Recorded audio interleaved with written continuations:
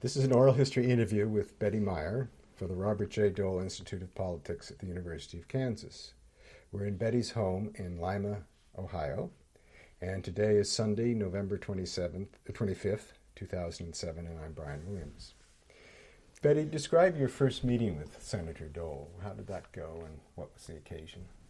I guess that would be my interview for being hired, and I guess it went very well. He was explaining to me what he was looking for. Actually, I was hired originally as a legislative correspondent, and I had no previous political background of any kind, but anyway, it went pretty well, very well, since I was hired. So anyway, I won't go into the rest of that. You won't? Oh, do you want me to? Sure. Yeah, that was a good story. Oh, okay. Well, anyway, during the course of the interview, he was telling me about the hours, and he said usually we try to remember everyone has their personal life, but sometimes the hours are kind of long. He said, of course, I work 7 days a week.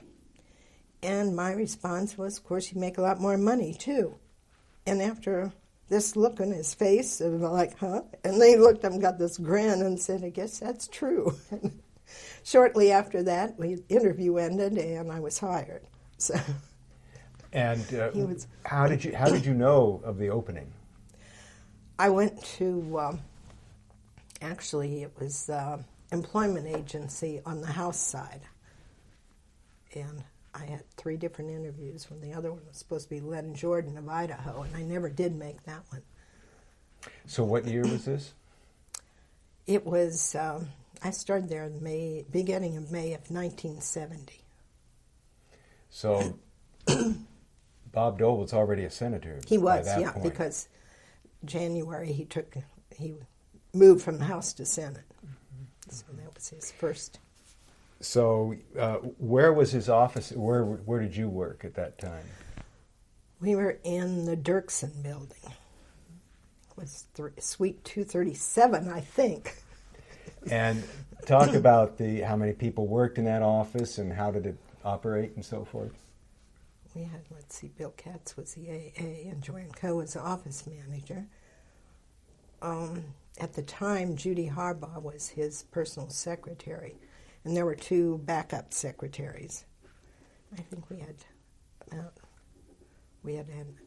an Ag LA, and I think there were 5 legislative assistants.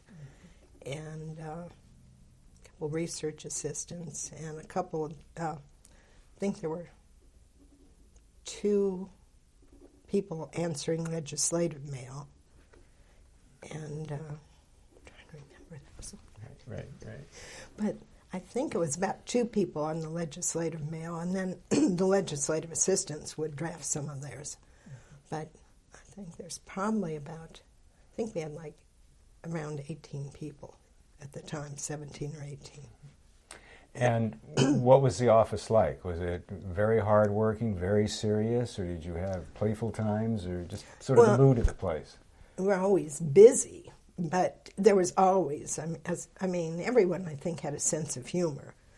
And when I started as a legislative assistant, I guess the first week, though, remember, Senator I was called up to his office, and I was working way in back, and he wanted to dictate a couple of letters, and I remember asking Judy Harbaugh if he went very fast, and she said, no, don't worry about it. When I went in and sat down, I wasn't even seated, and he started chugging away with this thing, and the phone rang, and he had to pick it up, and by that time I was ready, and I put that down, and he whipped through those, and I got him down. About 6 short letters, and he went over to vote, and he was gone away, came back, and he said, how are you doing? Need some help on those? And I said, no, I'm finishing the last one. Oh.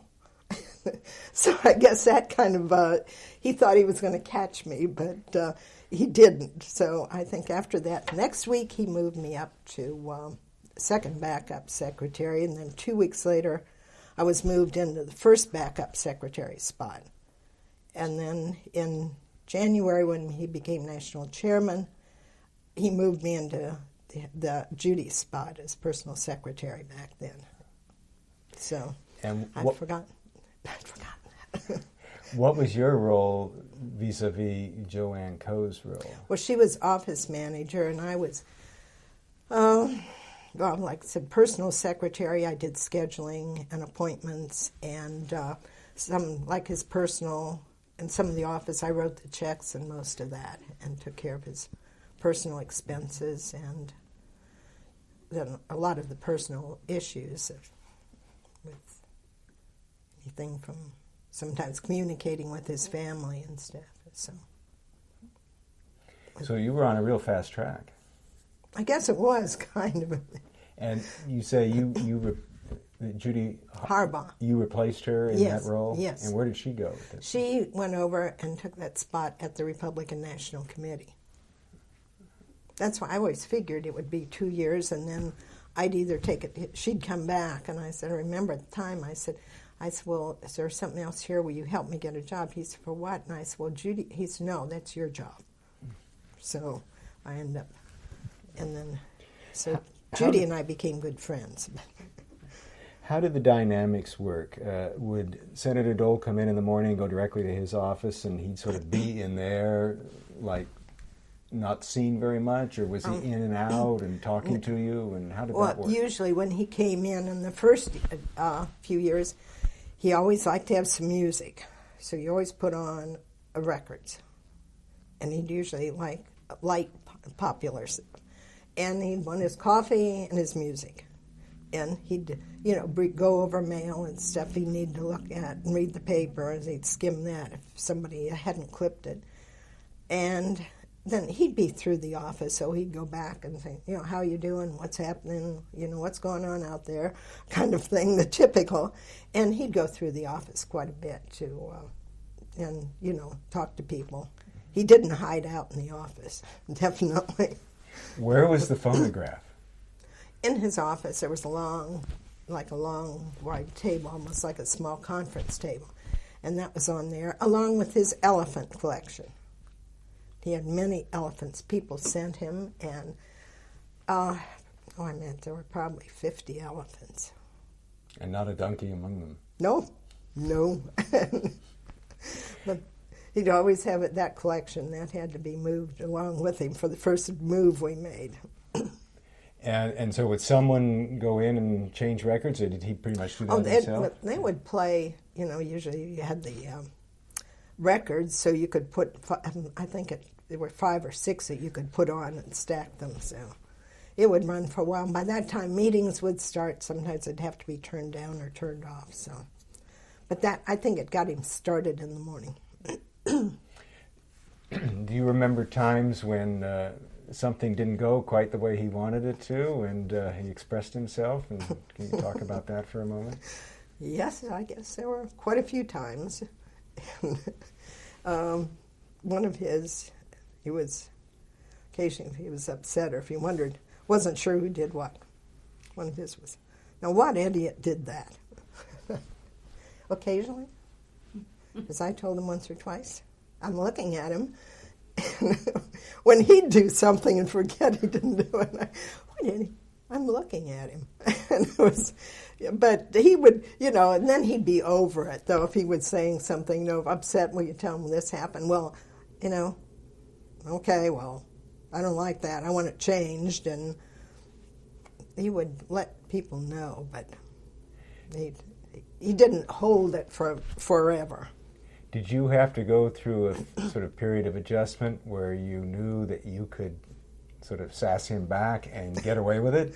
Or did you just instinctively know that from the start? I think we started, my initial interview, because he was always, the two of us could seem to feed off each other, and nobody else. There were times very early on, one of us would start to say something, maybe if there was a meeting or something with staff, and the other one would start to laugh. And everybody's, what's going on? It was like you were on the same wavelength, and I think it's kind of, and I think I'd learned early on, many years before, that sometimes, you get further than that, than being kowtowing to someone, and so, and I admired him and I liked him, And he knew that. I mean, he knew I thought he was a great guy, but that doesn't mean you don't disagree. Was it ever an occasion where he'd call you into his office, close the door, and sort of unload or express his frustrations? Or whatnot? I guess, or once in a while, but not that often. But I mean, usually, if it was really during some bad times. I know one of the times he was really worried for his 60th birthday. For him, that was a milestone that he was very stressed on. We used to get these funny birthday cards, one funny one for him about age. And that year, everybody started, I said, nothing with a reference to an age on here. Take this off. It keeps bumping. There. And he kept worrying. I was in one time, and he said, Betty, I'm getting old. I'm really getting old. And I said, you are not. Yes, I am. I said, you're not either. I said, you run rings around some of these 20-year-olds. I said, get off that. And so for his birthday, we had nothing that referenced age. But, I mean, that was the only time he ever was worried about age. And it just somehow had him very stressed.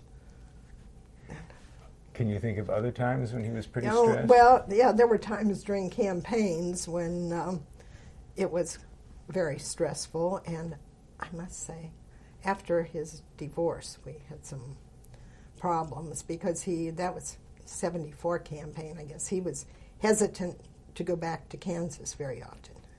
It was like, a little kid, what are people going to think of me? And we had some real go-arounds on that. And I would, kind of tell him, you got to get out there. And he, well, I'm not going to win anyway. I said, you're not going to win. Well, and I got, Davo and Bill Wolford, they're out there. I said, they don't care. Nobody cares about them. They care about you. And if you don't get out there, everybody in the world, the president can't win it for you. And, and I said, you just need to go out there. And we had some little shouting matches over that a few times. And other people were trying to tell him, but I was in there just, you got to do it, period. And one incident, though, when he was finally going out there, and he was going to be in Russell, and he had told me to call his mother and tell her he'd be out there that night. And I said, I know, he felt really funny. He hadn't been back to see his family after the divorce. And I said, he said, well, just tell her I'll be out there tonight. So when left, I called, and his mother said, she was obviously hurt, too, because he hadn't called to tell her. I mean, he was busy, and usually I could call. And she said, well, I'm not going to worry. I'm just going to, I'll fix whatever's here for dinner, and I'm not going to worry about it. And I thought, because he hasn't been out here. And I decided that I know what's happening. He doesn't know how to handle it. And she's kind of hurt because he hadn't been there. So I said, Miss Dole, why don't you what's his favorite is fried chicken, I know. And she said, yeah. And she has mashed potatoes and gravy and the other, and then Aunt Gladys's homemade ice cream is his favorite. And I said, well, why don't you go? I said, you know what? He's like a little boy. He's worried about how you're going to react. And I said, and I know that's why, it's bothering him. So if you just act normal and have everything. She said, well, I better hurry so I can get all this for dinner and get everything together. And I kept saying, I know I told Joanne Cohen. She said, oh, God, Betty, you were. I said, well, somebody had to do it. If I lose my job, I lose my job. But I think it had to be done. Well, later that night, the phone rang. It was Senator. He was giggling like a little child. And then his brother Kenny got on the phone. The two of them were laughing and they couldn't talk. They were laughing so hard. And Aunt Gladys and his uncle were there and his parents. And they said they were just having the best time. And then he was telling me what was happening and wanted to know about the next day. But I said, I was so thankful I decided and took it in my own hands to say something because it would not have been, it just wouldn't have worked right the other way. And and once I explained to his mother, and I said, it's not you, it's that he doesn't know what to, I said, he's 6 years old again, and you're going to chastise him. So. How do you imagine his parents heard about the divorce? Did he tell them or not? You know, I honestly don't know. I think, I don't know. But he had talked, but he did not really know how to go out and face them. I was like, just weird. But I guess it would be out there. And, you know. How was his relations with Joanne different from yours, or were you? I guess Senator and I could always, it was more of a, I don't know, different, because I never took, he told somebody, Betty lets you know when she's taken enough. She really lets you know, and she'll let it. And I think that's why Joanne wouldn't really disagree with him that strongly. I mean, she just, you know, she didn't. But she would never, you know, stand up and say, no, you're wrong. And I've been known to do that on more than one occasion. And I used to say, if you don't like it, I'll leave, was my standard answer. And so, and Joanne was, I mean, she was very good. I mean, very efficient. Very, very bright.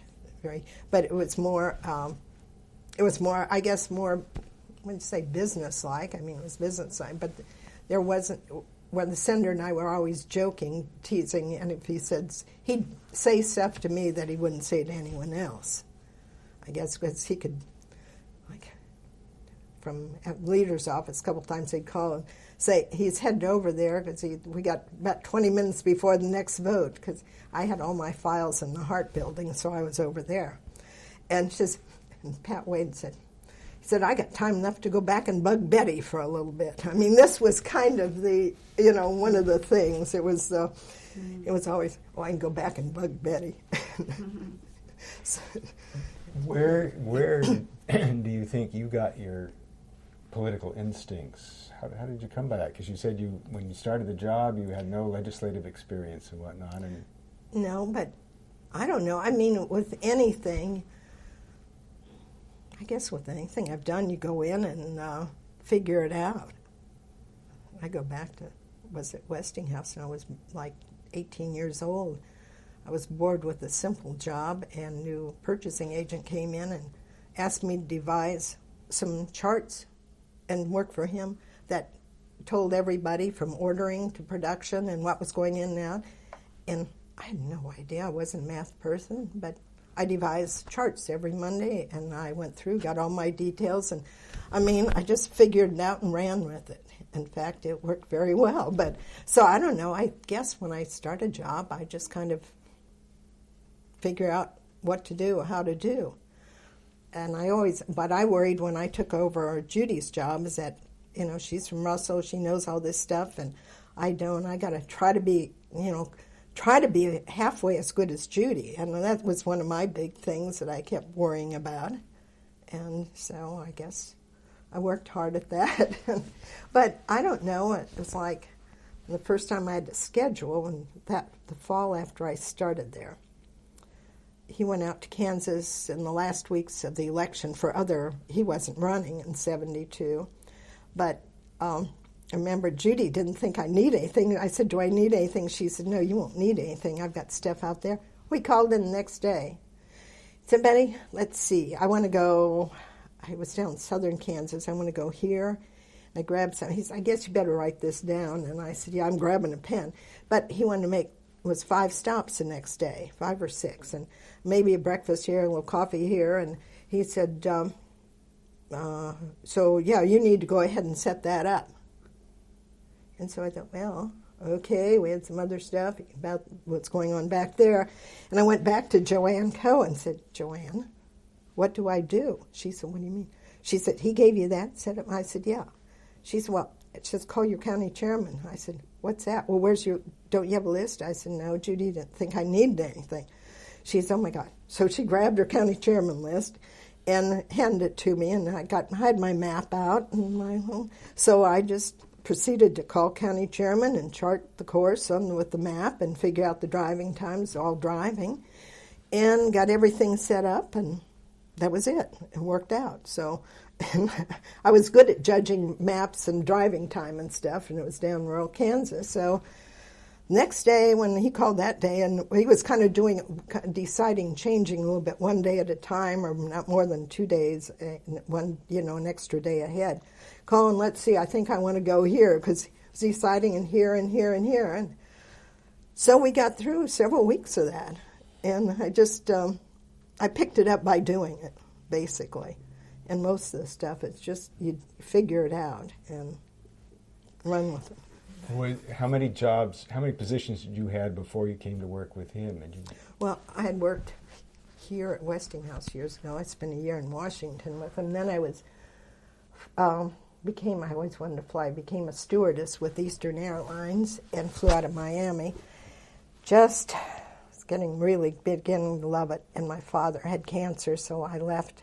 Came back home, though the airline, Eastern, said, we will take you back any time. They hadn't opened my file, and the vice president of passenger service showed it. He said, you've got all these good letters in here. We would like to have you back. But the pay was so low back then, and we had my father lived it was about 9 months after that.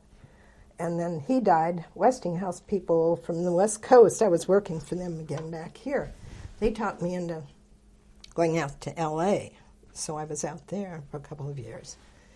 And I'm just not an L.A. fan, so I moved back I said, I'm going back to the Washington area, that's where I belong. And so I moved back there. Then I went to work for Martin Marietta out of Baltimore. This was a Washington office for the chairman and president. And I didn't have enough to do, really. And I left that, went into a sales job with and probably had a window fall on me in my apartment in a new building. 100 pounds of that, and had another whiplash, so I was couldn't drive too much for a while, so I went to work for this PhD that I was telling you about, who had pioneered in space foods and written books. And then when he was opening a long-term care nursing facility in Maryland, I didn't want to move out there, so I ended up with Bob Dole. That was kind of how I got there. Interesting. So the first office was the one in Dirksen. How did things change when he became the chairman of the RNC, or did they? A lot busier, I can tell you. But, well, he was over there some, but he was still over in the Senate more than over at the RNC. He spent some time, a lot of it's by phone. Of course, they had,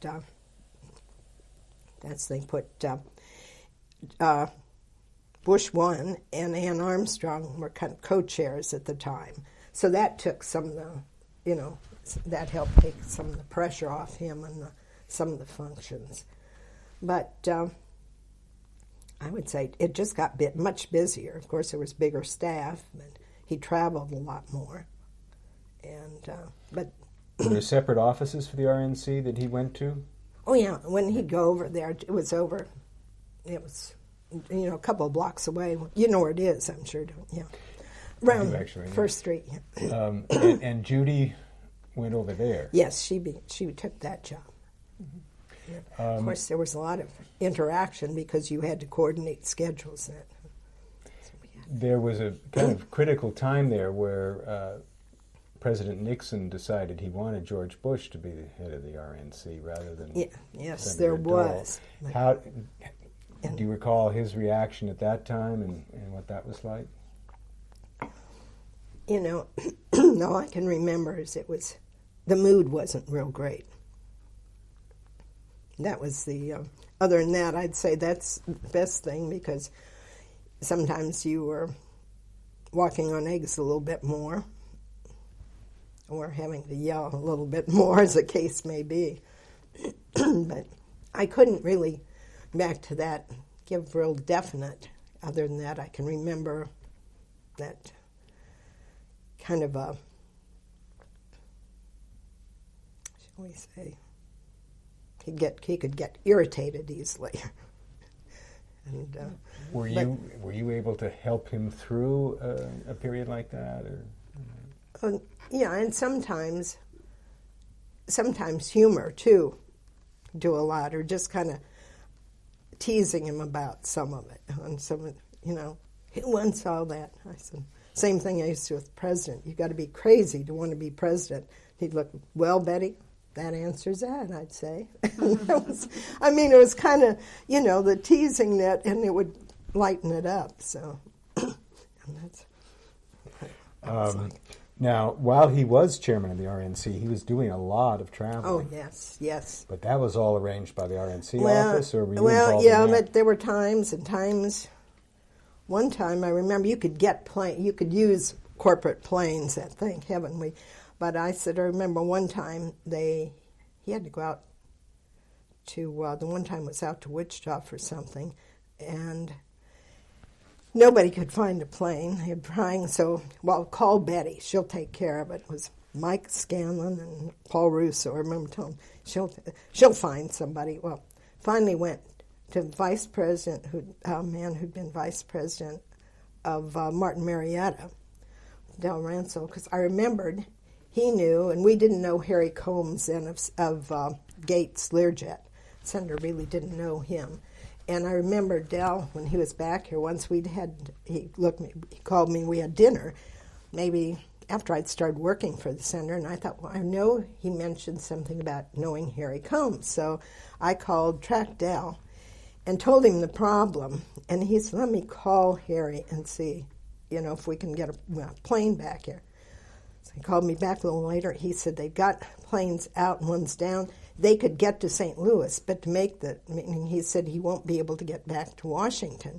But he said, I'm arranging because I know somebody in Washington, and he personally paid to charter a plane for the senator. He was my former boss, but he used to be way back in the early days on the CAB when it was the old Civil Air Board.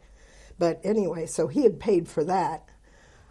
Charter to St. Louis, and then he got to Harry Gates. They got the Lear out there the rest of the way. But sometimes it was, figure you call Betty.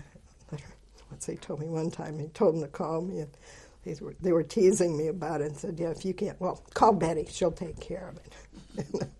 But I would, try to remember who did what, and anybody who had a plane was fair game. Called the head of beach when he was at the football game and said, can somebody get to him? I need to see if we can get a plane. But my feeling was you do what you have to do to get the job done. You mentioned a change of office, so what happened? Well, every so often as senators leave and all, you get options. And I know that first time we were going to leave, we were looking, Joanne Coe and Ruth Ann, have you talked to Ruth Ann? Well, she's there. She did mail and that, but she's, Ruth Ann, she's funny, but she's pretty good sometimes at figuring out the areas. And finally, I was so busy, and they were looking in the Russell building. They said, these are these nice long offices and all. And I said, senators would go over and look at them. So I went over and we're saying, look. I said, but look. They're long, but they're narrow. We're going to have trouble getting, look at this, guys. We can't, I'll look at a room. I did that in real estate. I'll tell you what you can do with it. And I said, we're going to get less desks in here than we have now. I said, it's a little bit longer, but they're so narrow. So finally we decided, after we started, I said, picture how. So we ended up staying in the Dirks, and we just moved to another office, which actually was we were right beside the Finance Committee, which was perfect. And he was finance chairman. So we were there until we moved to the Hart building, and that was finished. We were one of the first ones. That was in, I swear it was 1980, I think, late 80. And in fact, I think there were only about three of them. We were 141 Hart in the first floor. And that was the last office that they were in. So, but that's how, as the senators, you got, as you got seniority, you got a little bit more choice of offices. When did he get a hideaway, or did he? He got that when he became Republican leader. So what about the relationship between his office in Dirksen and the Finance Committee, and how did that work out? It was like if we had had a door between, it would have been right from one to the other. I mean, because that worked out. We were so close. I mean, it was constantly interacting. And that's when Joyce came on board, because she was at the White House and Senator, so she wanted to get out of there. And he wanted Joanne and me to have lunch with her. We went down to the Senate dining room and had lunch and see what we thought. And we hit it off. Joyce said, and she's always said, she said, no, we really hit it off right away. And she came on board as kind of office manager in finance. And so that, and everything meshed harmoniously between I mean, sometimes I think the LAs would have their little differences on it, but I mean, that's par for the course. But overall, I said, and I must say, from my point of view, everybody did, because like Lighthizer, once in a while, Bob and I have some similar personalities and some traits, kind of like the senator too. And once in a while, Bob and I would have some disagreement, but if he didn't listen to when he wasn't allowed to schedule a hearing, and Senator said, Betty will settle him down, but I'd say, Bob, I told you and you didn't pay attention. But, I mean, Bob and I got along great, and Rod DeArmond, I think we all got along good. They had their little arguments with some of the LAs, and they had to settle those, but the people on the Finance Committee, I really liked them. What about some of the other people? I've been asking you about Joanne Coe, but some of the other people working in his own office in Dirksen, like who were they? And well, there were so many. Well, yeah, and I'm not asking you to do I just a said list, we need there. No, but some of the outstanding personalities. Well, I said when I started there, let's see, Bill Taggart was, of course, he was the ag person. And, I knew him. We remained friends with his family. His daughters worked there later. And, let's see, well, Bill Katz, of course, was AA. He was a sweetheart. He died in the late 70s. But, and I'm trying to remember, Marilyn left right after, shortly, I hadn't been there too long when she left. Allison Smith was there as she was research and helped the LAs. And John Smith from,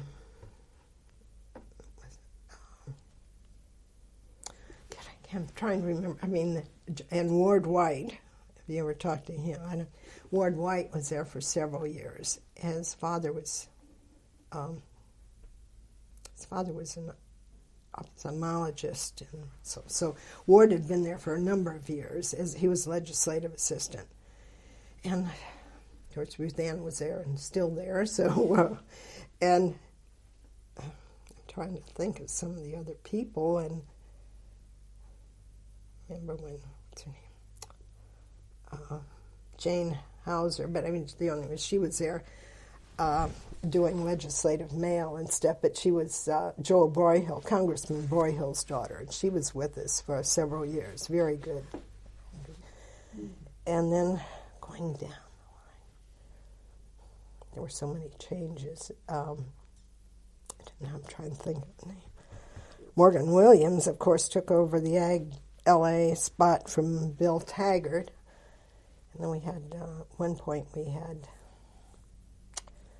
Rich Armitage's AA. That was not the most successful one. Let's pause for a moment and talk about that. Why was that not so successful? Well, he was out of his element. He had went to the Naval Academy. I always knew that. I'm sure he was fine in the other jobs, but he really did not know in that area. And I said, remember times, there was one time in particular, there was a problem with something happening in the office. I don't recall what, but he was standing there leaning his hands on hips. And the senator, he just literally wasn't sure which way. Senator came out, you better do something. So I said, he just wasn't sure what to do to handle it. He was used to foreign issues and doing that kind of thing in the military, but it just was not a successful thing for him. And I think he went out the Pentagon now, he gets back into something that he knows and can deal with. And because not everybody fits every spot. How did he get hired to that position? You know, I'm trying to remember when all that was going on, and I can't remember who was AA at the time, and I cannot remember. Sure. I remember when he was there, and I was thinking, because were you able to sort of mediate between him and the senator, or was that not? No, I mean, go to the senator. I mean, they could deal with it, and except if he wasn't, then I could figure out, do something. You're brushing against the microphone. Yeah. I'm sorry. That's all right. Keep my hands down here. Talk a little bit about the hiring practice. How that went in Senator Dole's own office. It varied. Usually the AA would, depending on the job, would interview, and it was sometimes, if it was more clerical, Joanne would interview, and sometimes and of course the senator interviewed everyone. He had veto power. So that was always, definitely, he could rule it in or out. So he would see the candidate at the last stage. Would that be right? Yeah, you or Joanne? Usually. Usually at the last stage. Once in a while, during campaign or something, he didn't see too much of it, and sometimes a few times it didn't work out that well. But I think sometimes it was, or he might be swayed a little bit at times, and then find out. You can have different opinions of people. Did you promote some candidates very strongly and were disappointed when he nixed them? No, the only time I was happy when I nixed them and thought he was going to hire a couple of them in top spots, and I told him, go ahead, here's my resignation. And that's exactly, I said, because they walk in, I walk out. And I mean, because I know there are people I could not work with. I mean, you tell from one of them came in for a top spot, and he had an attitude. And and I thought, before we get through with this, Bob Dole's going to be taking orders from him. I mean, it was the attitude like he was going to do this, and he was going to decide, I wouldn't get the mail for the senator anymore. He would get all that. He'd get this. He'd decide what he should do. He would do all of his, decide where he was going to go. And I could work out the details, but I'd have nothing to do with it. He would handle it for the senator, really not giving the senator as the options. And I just said, wait a minute, this guy's going to take over.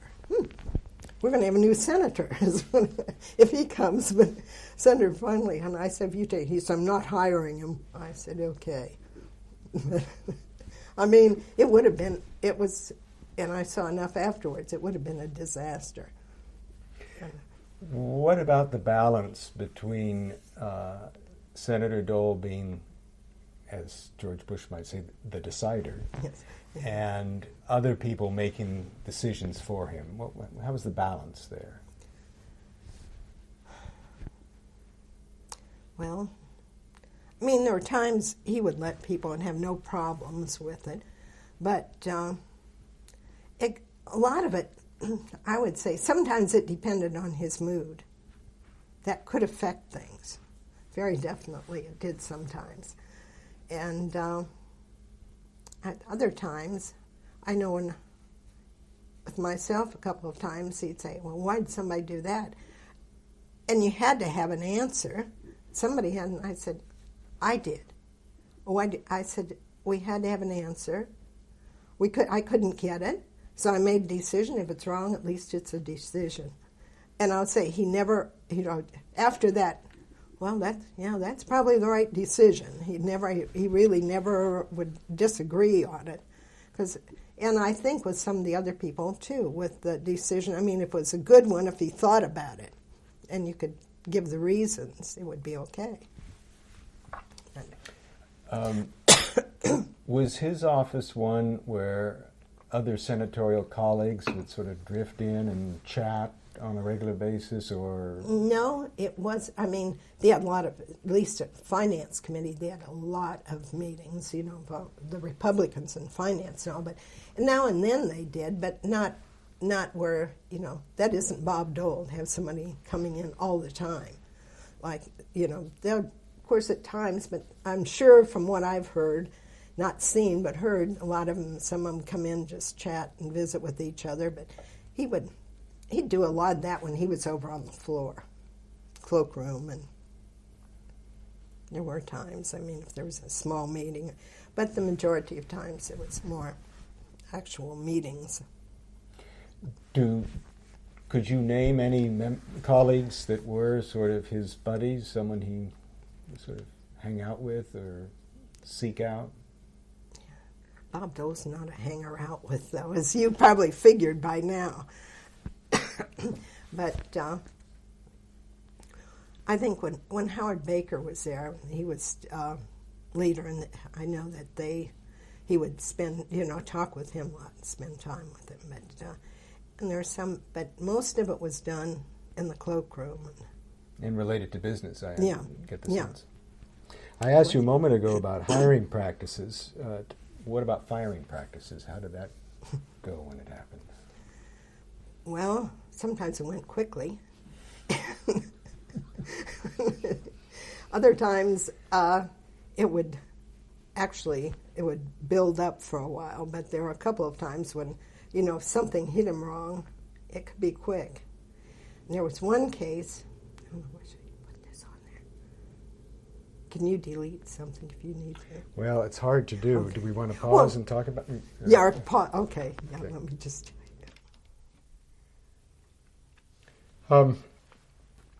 Let's talk about the hours that you and the rest of the staff worked typically. What was that like? Well, some of them at first, I remember, I think when I came, they used to trade off evenings sometimes. And I know that the first week I was there, I wanted to know if I could stay a couple of evenings. Can you stay and do, like, fold mail and stuff? And so I did, and somehow, if there was anything going on the floor, the legislative assistant who was working on it would be there. And sometimes, so if there's a lot going on, several staff people would be there. And it really depended on what was happening.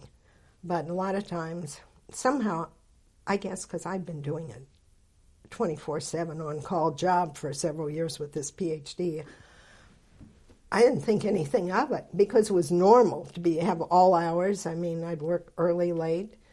And so pretty soon I was there most evenings, and it just became normal. And I came in Saturdays at first every now and then I found out that if I wanted to go over schedule stuff with him, we could avoid that all week somehow. I tried to don't have time, so I learned on Saturday I could get some answers, so I started coming in almost every Saturday because that's when I got, you know, I really could get him to sit down and focus. And but the staff, there were a lot of nights when, you know, a few people would be staying there to finish up, and if the Senate was in late, I'd stay for that, and then whoever was working on the issues would. I know. There's one time, I think, before all you had were the phones and the, I don't know what we called them anymore, where you could, we had two in the office where you could listen in to what was going on the floor. And I think it was one night with something like a sugar issue. It was going on until about 2:30 in the morning.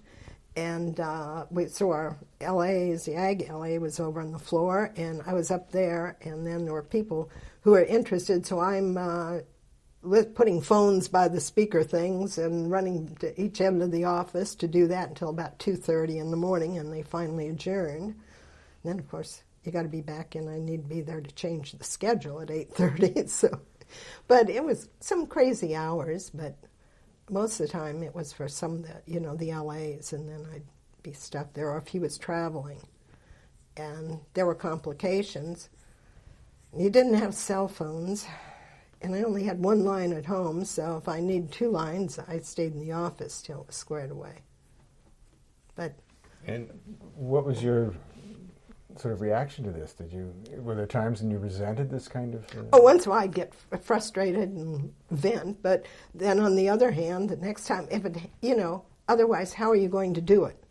So you do it, and I was probably very vocal if you talk to people sometimes, but it's like I say, it always helped to let off steam. My other way of relieving myself was when things got too crazy was pushing my chair back, put a foot against the desk, push the chair back, and just sit and laugh. And I said, like interns or somebody say, thought it was such a bad day and you're laughing.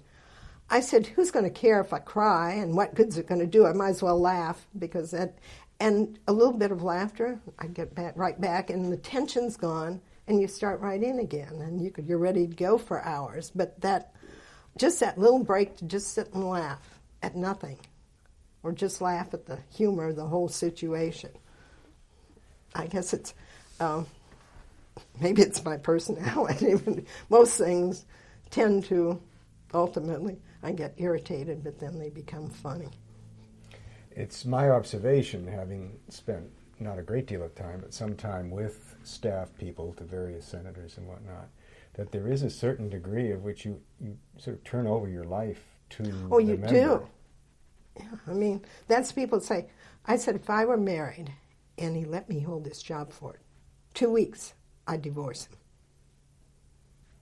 Because I was never, usually like 6 days a week, and a lot of times during campaigns, I said I took work home on Sundays and, I had phone calls and I'd take work on that on Sunday. When he was chairman, I went through a period, I don't know how many months and months, that I really didn't do anything except go to work, come home, and take work home with me. And just try to get laundry and ironing and shopping and stuff done, and that was it. But it was so busy.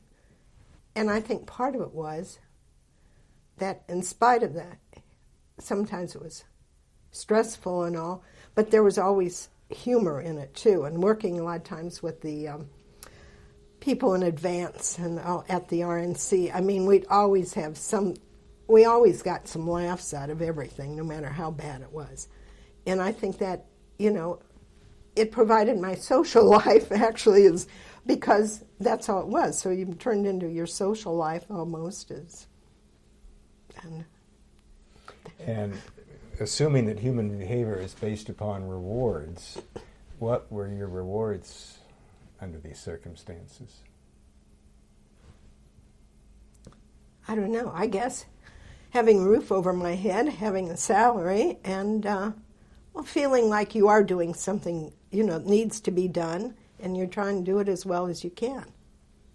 And I guess that's, as I was always taught, that your work comes first. And that was ingrained in me from a tiny child. It's always, school was first, and everything else was secondary, and so work was first.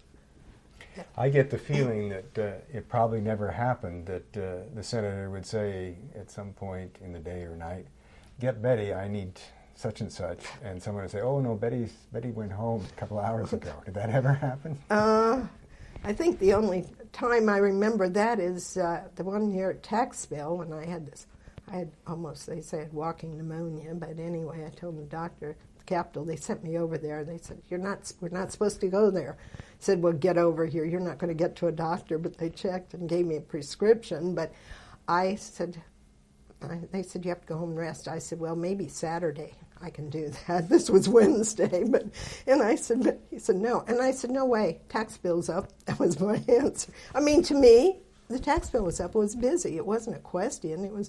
But I think that was the time, no, that was different. It was when they were going out of session the one year. They had, that was the time, there was like 2:30 the one morning, and next morning it was around 2:30 again, the last one. On Friday night, it was I got home with an hour or so sleep, and Saturday we were in all day and through Saturday night.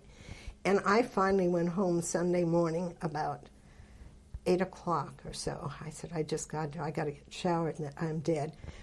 Went to bed and barely got in bed and the phone rang. the Senate was just finalizing everything. And I had all the schedule and all for the Senator. It was all together, all set. But I remember, Jack Nutter called and said, "Hey, Betty, the Senator wants to know about this." And I thought, I'd just gotten to sleep. And I said, "It is all there. Everything is on his desk. It's all ready to go. The tickets are there. Everything's together." But that was, I thought, after a week where I'd gotten something and less than 9 hours sleep in a few days. And I said, I said, no, I was tired. I slept for a few hours then Sunday and then got busy. But that time I remember, I thought, I don't believe it. I just got home and got to bed. And thankfully, everything was all where it needed to be. And what about vacation time? Did that come? I didn't have a lot of years. His answer to me was, "Well, you need to take some time, Betty." And I said, "When?" "Well, I don't know." I said, "Well, when you're here, you want me here?" "Well, yeah." "Well, when you're not here, you want me here for this?" "Well, yeah." And I said, "Well, when does that leave?" "Oh," and that's when you get this, that look. "Oh, yeah, Betty, I guess that's right." I said, "Yeah." I mean, it was, when do I do it? And I said, in 70, when was it? It was 76. I went down to, after the campaign now, and they went out. That's when they went down to, I worked out a trip. They wanted to go where it's warm, like I was going to do. And so they decided, and Elizabeth said, they'd like to go to, thinking maybe, you were at South America a couple of years ago. I went after 72. I went to Rio and Caracas. And so I said, yeah, I was down. She said, "I'd love to see Rio." And Steph will figure it. So worked this travel agency. We got him to Rio. And of course, she kind of wanted to see Machu Picchu. And so we worked out this 2-week itinerary and got that all worked out. And then I said, I wanted to go. I was thinking Guatemala and some of this. And Joanne Cody said, she said, "Well, can I?" I said, "Yeah, I'd love it." So Waters Travel, my little friend there, Connie Newman, worked out something for us to Guatemala and to,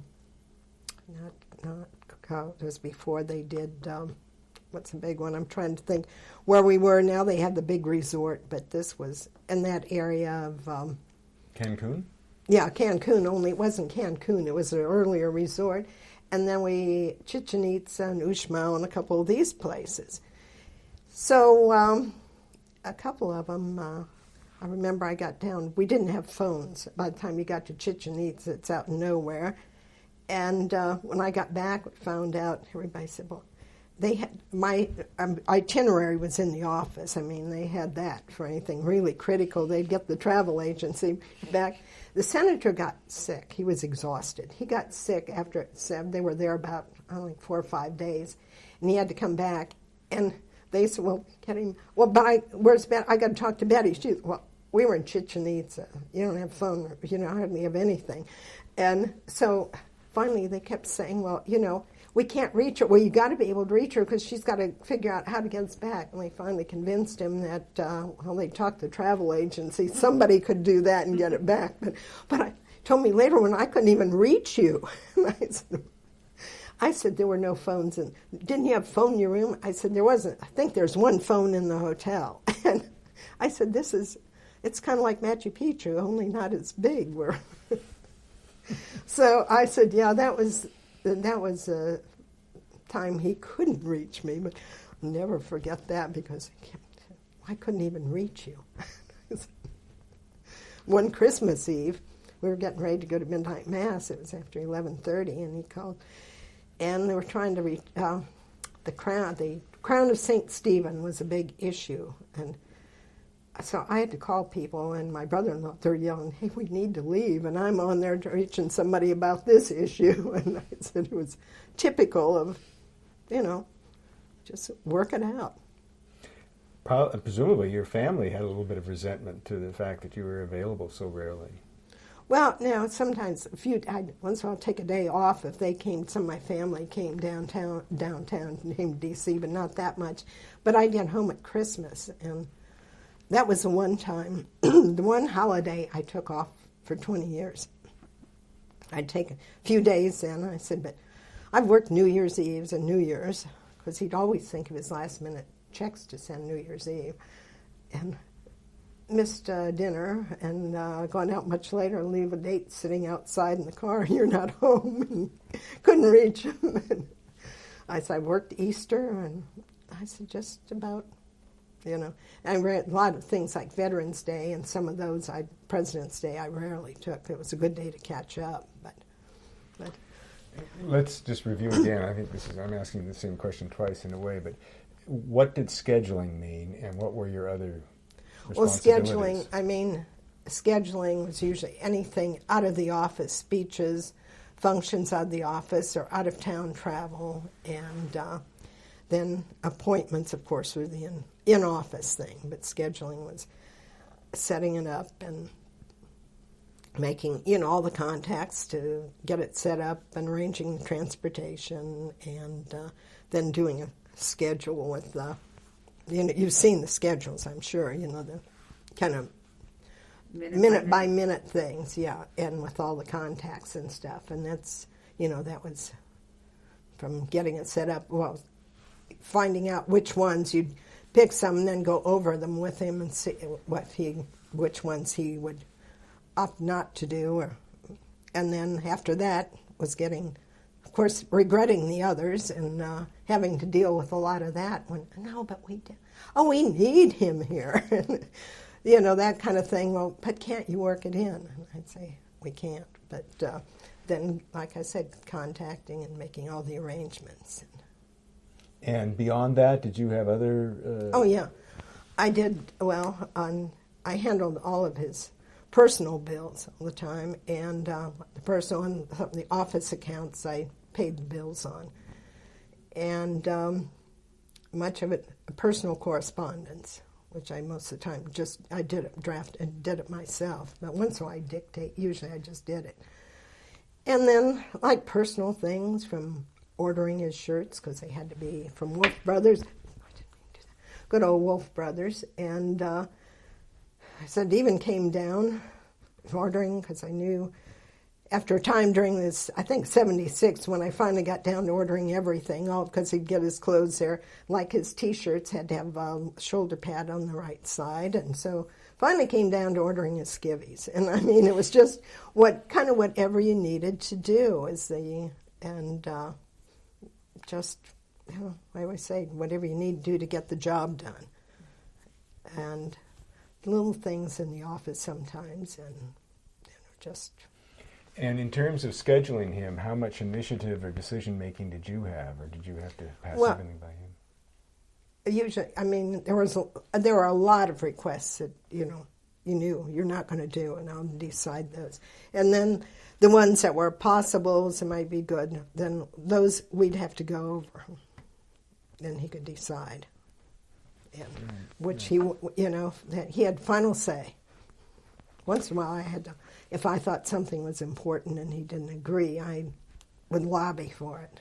Sometimes succeed or not succeed.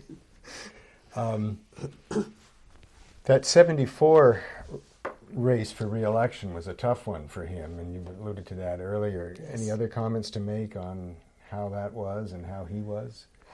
That wasn't a good period. That was not a good period, because the mood wasn't great, and it was that was time you could almost forget, because he would, like I said, after the divorce and everything, there were all these other issues, and so getting him out there and dealing with that was very difficult. And what was the mood like in the office as Watergate was unfolding and taking place?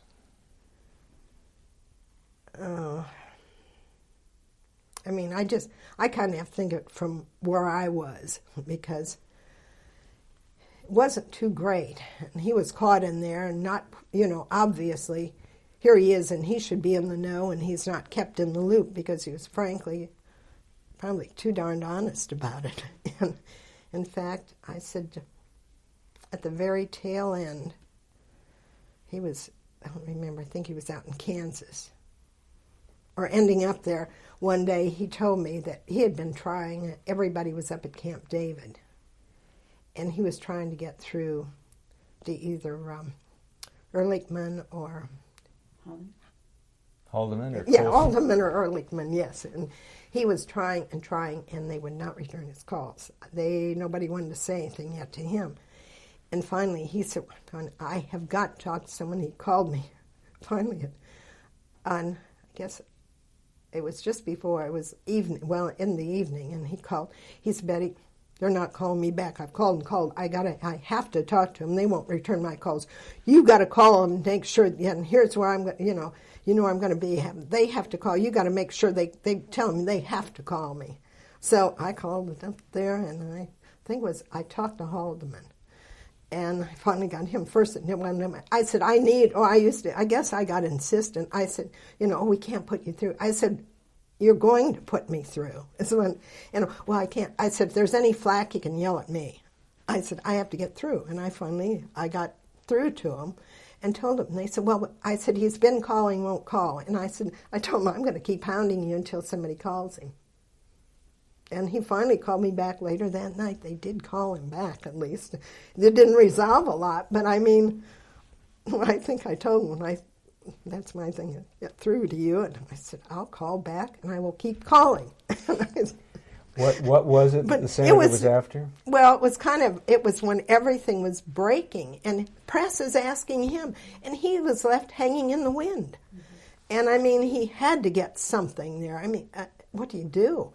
And they were just being total jerks, and I guess they hadn't decided quite how to say it yet, but I thought, I was so mad because I could just see it. Everybody knew something, was being decided that was drastic. And to leave the spokesman for the party hanging, I was mad. I was furious. And he finally did, but Betty, that was always Betty, you're going to have to call them because they won't call me. And I thought, that was one time when a flight was canceled in Chicago, and there was another flight. He had to get to Salt Lake City for a speech that evening, and the flight, of course, was booked. And he called me and said, Betty, he said, you need to get me on that flight. I said, where are you? I said, just go to the ticket counter and they'll put you on. Well, I'm at the ticket counter. They don't pay attention to me. You got to call them. And I said, well, I don't have, it'll take me time to get through. I said, can you get me a number? So yes, they got me a number. I called the ticket counter, and they said, well, he's right here. I said, he has to be on that flight. You've got to get him on it one way or another. I said, and I talked to him, and I said, explain, he's got this speech, and they really needs a very big, you got to do this. Well, he got on the flight, and he said, see, they didn't pay attention to me when I tried to tell him. I said, no.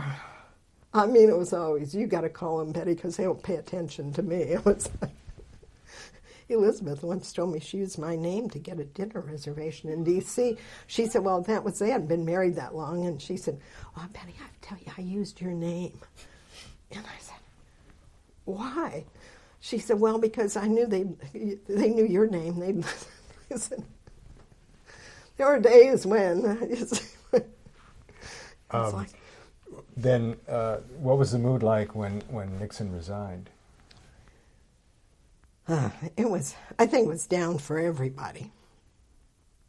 But then the good side was Ford coming in, yeah. But there was that little, it's kind of like a death in the family. It was so pointless overall with what had been done before by other parties. But with Ford coming in, it was, after a few days, the mood started lightening up and stuff. But it was just not a good period. And before Dole went to the convention in '76, was he already contemplating that he might be the VP candidate, do you think? Well, that's another time. It was, let's see, I know that I think it was Bill Wolford and me and who else? About 4 of us due to fly out. Janet Anderson then, Janet Bradbury now. We're flying out the next day, and Senator called me. It was late morning, and said, Betty, can't say anything. You can't say anything to anyone. Let them know what you're doing. But you have to get a financial disclosure down to the White House before 5 o'clock. I don't know how you're going to get the information, but you'll figure it out. And he said, but it has to be down there at the attorney. Leonard, what's his name, Leonard, I can't remember. But he said, yeah, and I said, and he said, but you can't, you maybe better use my office, and you can't tell anyone what you're doing. So I'm in his office because some of the calls I had to make to find out finances and get some of, stuff for Elizabeth. And, of course, you run up against that privacy issue, and so I learned, we can't just, I said, let me talk to your supervisor. And finally, well, but we can't, I said, let me talk to your supervisor. I need your supervisor. So sometimes you went up through 3 people and went up about the top. And then, well, what do you need it for? It doesn't matter what I need it for. I need it. And you got it? You get it, eventually. And I was going crazy, but then people would poke there, what are you doing here? What are you doing? I mean, you've been in here for a couple of hours. What are you doing? I said, I'm just working on some stuff. I need to concentrate. But the phone light, of course, was lit up. But anyway, but I got it. I think I got it down there about 4:45 and had a messenger. But it was a sketch. It was good enough and that it would work for it. So, and that's why I knew what it was for, but nobody else knew. It was one of, it wasn't the only one. There were obviously others being considered, but at that point, of course, he had to tell me what he knew. It was a possibility, but nobody else on the staff knew what it was for until... And then it was announced, and he went on the campaign trail. Now, what repercussions did that have for you in your position? Well, that's where, when he came in on Saturday, he asked what I wanted to do, and that's when... I told him that it'd be kind of fun to go on the campaign staff and different. And I said, but, what it boils down to is what works, does it make a difference to you? What do you want? He said, well, if you're here in the office, means I don't have to worry about the office, bills will be paid, the office will be okay, it'll keep, it'll be kept running, and I won't worry about it then, and I can go out and campaign. That's why I said, well, if that's, then that's the decision. I'll stay here. And so that's basically, but I worked constantly, all day long back and forth with the campaign on stuff because you had to coordinate. So there was a lot of that. It was still late hours, and I used to say, you guys at least can send out for pizza and all at the campaign. It's 11:30 and I haven't eaten yet. But that was normal, but I'd still, because a lot of times we were faxing stuff back, and press releases or something that were put out for the Senate. A lot of different things are faxing details back and forth. So, but it was a busy time. And how was he able to balance still his senatorial duties? Yeah, he did. When he was in town, he'd come in there, and of course he would also, they'd been out for a while, and the Secret Service, he had a great crew. They were helpful. But I said one morning I came in, my typewriter had a big box of stuff on it, my chair was loaded, the desk was knee-deep and everything. All these things he came back with, I had to sort out. And all I remember is when the Secret Service head of the detail came in, he started laughing. He said, I have a feeling Senator came out and wanted a piece of paper that's in there somewhere that you had. You'd pull it right out. And so then I was laughing. I said, I don't know. And a few minutes later, Senator was in. He came out. Betty, I was moving some stuff around and get the boxes off. And he said, came out and he said, Betty, I need to remember last week this one, he was talking about something in the district that I remember we talked about it. No, he said, I don't know what I did that paper. And so I said, you gave it back to me. It's right here. I pulled it out. And the poor Secret Service guy said, I knew it. Senator said, I didn't think you were going to be able to find that right away. And I said, well, I knew it. It's on my mind because we got to get an answer. So, but it was like I'd come back and but he'd get right into the Senate business and start going through everything. And while he was there, he hated to miss votes. And I hated to have him miss votes. So he did on that campaign. He had to miss some. But. And what was it like when he came back after the November election day? That was, I guess, that was down. I was so down I couldn't, he was very down. And in fact, I came in and Principal Wilford looked at my neck. I thought I was calm. And he came over and looked at my neck on this side. I remember he had a little baby. He said, "Patty, your neck." He said, "Looks like my baby's butt." And I said, "What?" He said, "It's all red and rash." And I said, "I don't know why." So, and I was very calm, I thought. And later on, I started getting really antsy and all. And I guess it was just coming out. And then I got one of these blinding headaches I get from whiplashes. And I was really... The senator came in and he said, "Well, you want to go over to the ceremony?" I said, "No, I just want to take them and lie down on your sofa a little bit." He said, "You got a headache?" And I said, "Yeah." And so I was in there. Later that afternoon, I know Elizabeth came, and she took the car. They just had the one. She was in a few minutes. And so when he was going, in the afternoon, I was in there, and I felt so bad. And we were going over stuff, and then I was walking out, and he was walking out, and I turned and I said, I started to say something about feeling so bad about it, and I started crying.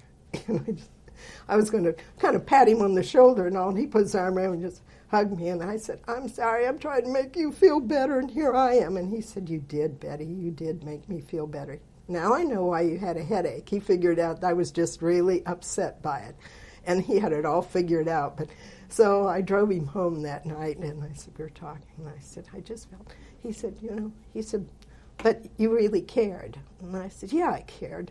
And so I guess that, it was just, he felt better about it, knowing somebody cared enough to. So, but that was not a good day. I mean, I put that as one of my black days because it was just very. You mentioned a celebration. What was the celebration that was taking place that day? No, it's the inauguration. That was wait a minute, that was inaugural day when I didn't go over there. The day after the election, I didn't know. I got out of the office that day before I broke down. That's right, and then I did, the day after, I said, I was trying to tell him, and I walked out of the office, and he knew why I walked out, because I went out and I was getting teary-eyed. Then later that day, I was calm. I was okay then. I was telling him, we sat down and talked a little while, and he said, and I remember telling him, though, I said, "But, did you really want to be vice president? Because you don't really get to do that much." And he said, "Well," I said, "you'd be frustrated." And I said, "Just think, you'd be wanting to make the decision, and you couldn't make it." We talked about that, and he said, "Well, yeah." I said, "Here you're in control, you're in charge and stuff," and we talked about that and kind of, but it was a down day. I mean, there's no, and then I was thinking inaugural day, that was really, to me, it wasn't worse, but in some ways it was. Now, he started a campaign for president in 1980. When did you get wind of his thinking was drifting in that direction? I can't remember. I really can't remember when, because after 1976, so I mean, he talked about it in 1980, but I think he, kind of once in a while, kind of juggle, make some little allusion to it a year or so before, but, kind of, I remember once he said, one time he said something to me about 80 is another year or something, but I can't remember when he really said anything definite. And how enthused do you think he was for running for president in 1980? Was that? I'm not sure that, I don't think he ever got really steamed about it that much. Not like 1988. At least my feeling was. But at some point he must have come to you and said, "Betty, you need to schedule me into Iowa quite a few times in the next couple of years." But it wasn't, it just didn't, I don't know, it just didn't seem to impress as much. Mm-hmm. I mean, and I can't remember when he started that, though, how early it was. I really can't. Sure. Some of those years, as I said, 20 years, just kind of blur after a time. I'm sure they do. So what about the circumstances when he became leader? How did that evolve? Well, I mean, I kind of knew he was lobbying hard for it and was really probably at the top of the list.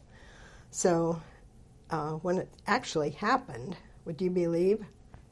I was there manning the phones because people were calling in about it. I mean, I had my phone, they were coming back. Most everybody else took off to the Capitol to be there.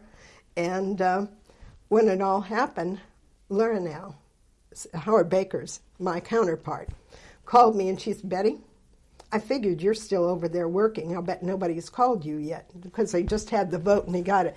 And I said, Lurnell, it's just, I thought, I know if it were me, I'd be the last one to get it too.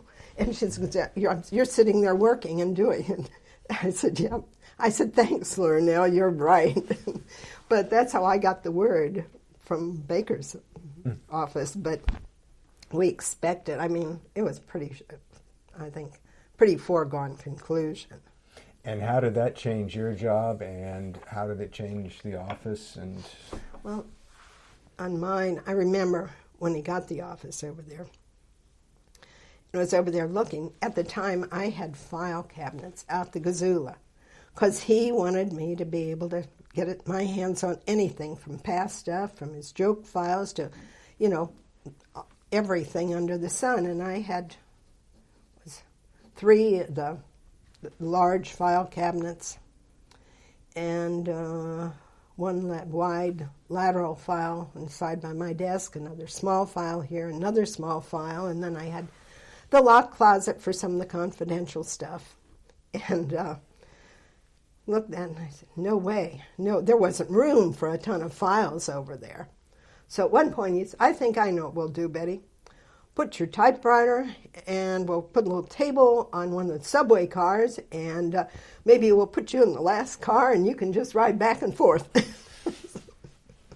Typical Bob Dole. And I said, there's no way, but you have to have all those files. And I said, no. I said, well, they're over here, but there isn't room there. And then Joyce was over there, so it's the office manager and stuff. So what we did was, I stayed over there and kept pretty much, still doing what I was doing, basically. And coordinating, of course, with the Capitol office all the time. And who took over your role or seat, at least, in the Hart office? No, I stayed there. I had to stay there because there was no room for me and my files. I mean, there just was no room for all that in the Capitol. So that's why I said I stayed there and coordinated, and that's why I said he'd run over sometimes if he didn't have much time just to bug me. And who was in charge of the leader's office? Joyce kind of was more. And was that a large staff over there? Or? Let's see, I got to stop. When you stop and think, everybody, but I think there were about 12, it's around 12 people, I think, over there. And did that complicate your life a lot, or not? I think we coordinated pretty closely. And, it was made it made it harder sometimes because he'd be tied up over there with issues and meetings when I need them, but still you could get an answer pretty quickly. And he was himself setting sort of the balance between where he needed to be. And sometimes there was a lot of meetings, then he'd be over there more. And so you just coordinate. But sometimes later in the day, if they went out, he'd come over for a couple of hours. So. Did you get the feeling that acquiring that role sort of energized him and made him more sort of on point, so to speak, or do you think it fatigued him more? Well, it probably did both, because I think he enjoyed it, and yet, there were a lot of long days and stuff, and let's just say he was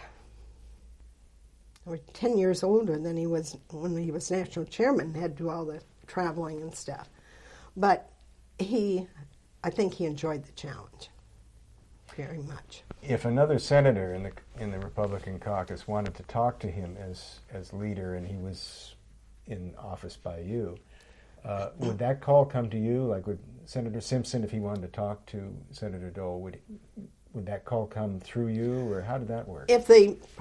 Sometimes if they knew that he had gone back to the office or something, it would come in there. And other times if they called the Capitol office and he was over there, they'd call me and tell me, or just transfer him over. But would you intercept the calls before he got them as a general rule? Yeah. No one else had the authority to move people directly into his office. No, because, not unless one of the LAs had someone talk to him if I was in the middle of something frantically, and I said, just check, sometimes check with him or something, or if they were meeting with him. But you were the primary gatekeeper. Yeah, yes, that was what they call us Washingtonian gatekeepers. I think they had the article in there the one time they were trying to do them on the Hill. That was in the mid-'80s, and they called me, and I said, I told the senator, he said, well, do it. I said, well, I don't want to do it. He said, no, do it. They said, well, and I said, well, what are you doing? They said, we're doing 10 people on the Hill. And I said, well, then I don't need to. So I said, no, you came out number. I said, well, who decided? He said, well, your peers and people around town and some of the members and all these people that they talked to. And I said, well, then if you don't need to do me too. So, well, you came out number one. And I said, well, then they called back and said, we're doing all over Pentagon, industry, White House, and all that. They decided to do that and just do one each place. And I said, well, then I don't have to do it. She said, no, you're the one on the Hill. So that was funny when they came in there, and the senator was so insistent I do it. So they called it the gatekeepers. And that's what and I remember after that came out, Senator Hugh Scott called. He was Republican leader when I started, and I thought, I was nobody. And I thought, he called me, he said, Patty, this is Hugh Scott, and Senator Hugh Scott, and he said, we just got Washingtonian. My wife and I were looking at it. I just had to call and congratulate. That's wonderful. I'm glad they recognize. And I finally said, Senator Scott, how do you even know who I am? I thought, here he was. And he said, well, everybody knows who you are, Betty. I said, oh? And so we had this nice chat, and I said, how are you doing? And we were talking. He'd retired. He said, well, I'm starting a new law firm. He said, I'm only 84. I'm going to start a new law firm. So it was so funny. We had this chat for a while, which surprised me, but I said it was kind of an interesting thing once in a while with some of the people who did call. And I thought, Hugh Scott was the last thing I expected. But anyway, but it was, I don't know, it was just the whole leadership thing. I think we coordinated very well. Once in a while, the LAs would maybe have two people, which he could do, have two people working on the same thing, and you didn't and he'd forget to say that was something that he occasionally did, and cause it. And then once they found out, okay, yeah, he told me to do that. No, he told me. Oh, well, I guess he told us both. So what are we doing? So that's how it would finally turn out. And he was doing that strategically. He wanted to... and sometimes he'd be so busy, his mind was going so fast, he'd see the one person tell, oh, I need you to do this, and then get over there, maybe go to the other office, let's see, oh, I got to get some stuff on this and get some information, and then as it would turn out, oh, yeah, well... And that could be annoying if you don't expect... When he started out as leader... He was the party was in the minority. Did he express a lot of frustration at being in that role as minority leader? Not really. I think he was so happy to be leader. And then it was frustrating at times, but overall, I think for a while it was just, hey. Right. And what about his relations with the majority leader? That would have been... let's see, at that time... would have been Byrd. Yeah. Wait a minute. No, was Byrd majority leader then? I'm trying to remember. 1980? No, this wasn't 80. This was, 85. 85? Yeah, wait a minute. I got to think back in or 80...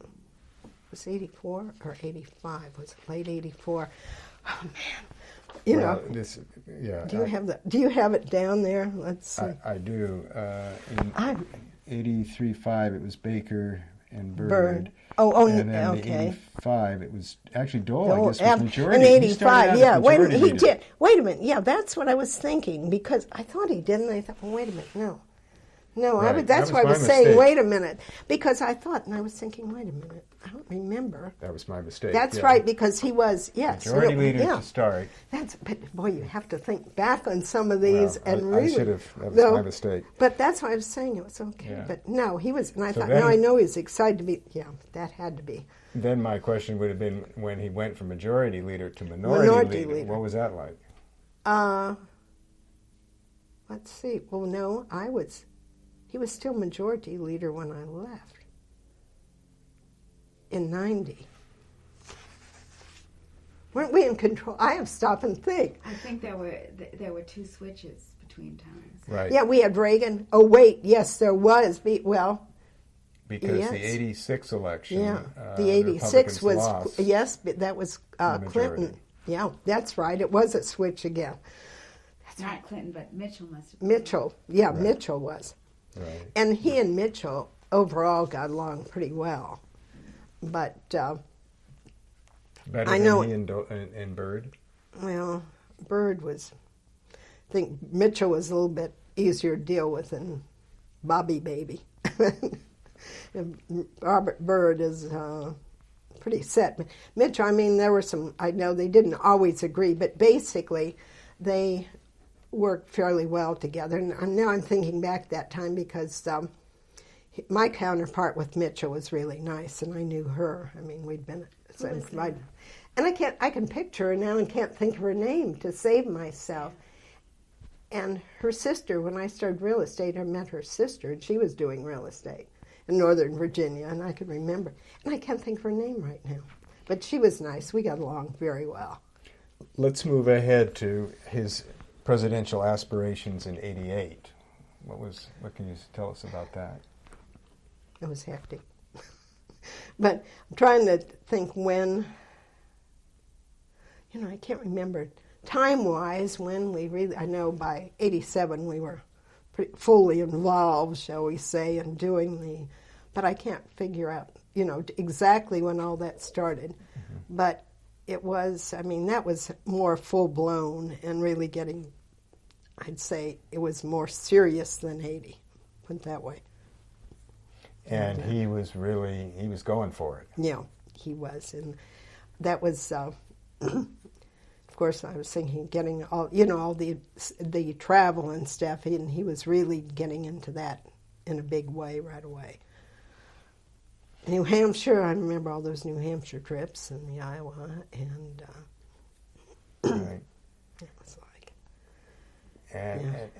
But it petered out pretty quickly, didn't it? After New Hampshire. So how did he absorb that?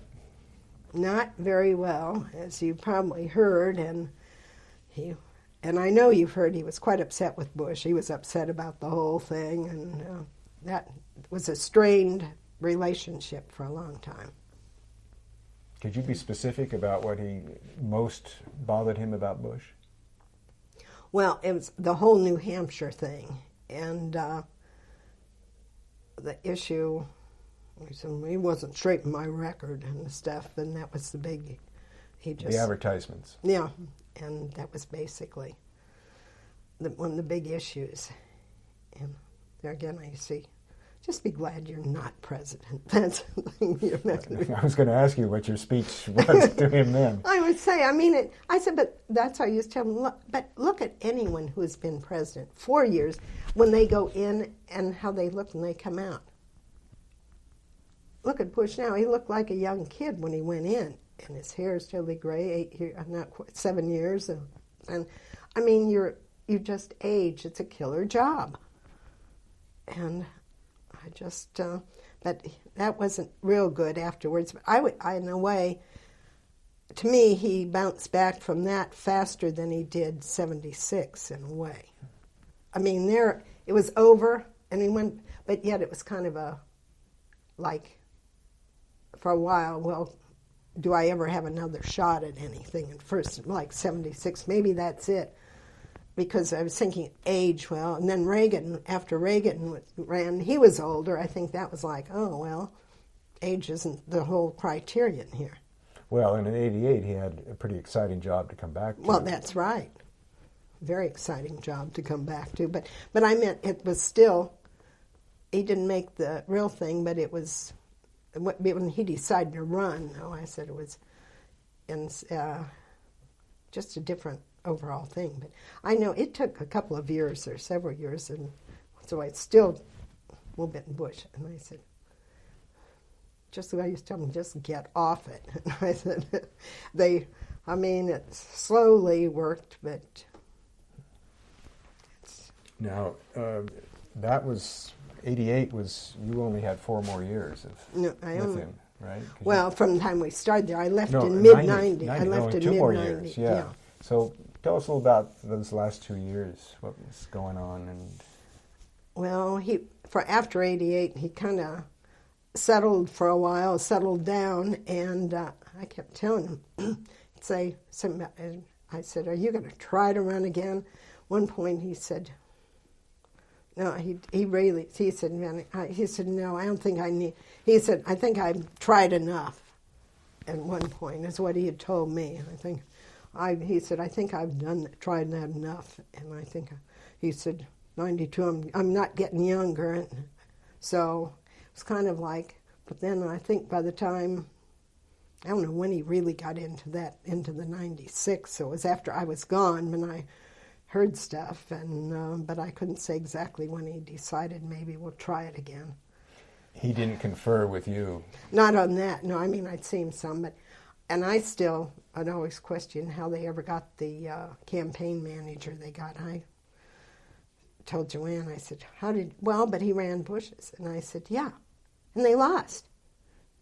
I said, I wouldn't hire a loser to run a winning campaign. That's my feeling. And I just didn't see Scott Reed as being the right person. But there were a lot of many factors, but I told him afterwards, you know what you did? It's a thing, you did what the campaign managers were telling you to do. And you never would do that before. And this is the one time you shouldn't have listened to them. Because they kept, be presidential. You're running against a young man. Be presidential, and don't act. Otherwise, you don't want them to think you're old. Not that you're old, but that you can't joke around. You got to be the presidential type. And I said, so that's what you were doing, and it's exactly what you shouldn't have done. You should have been Bob Dole. And I talked to some people.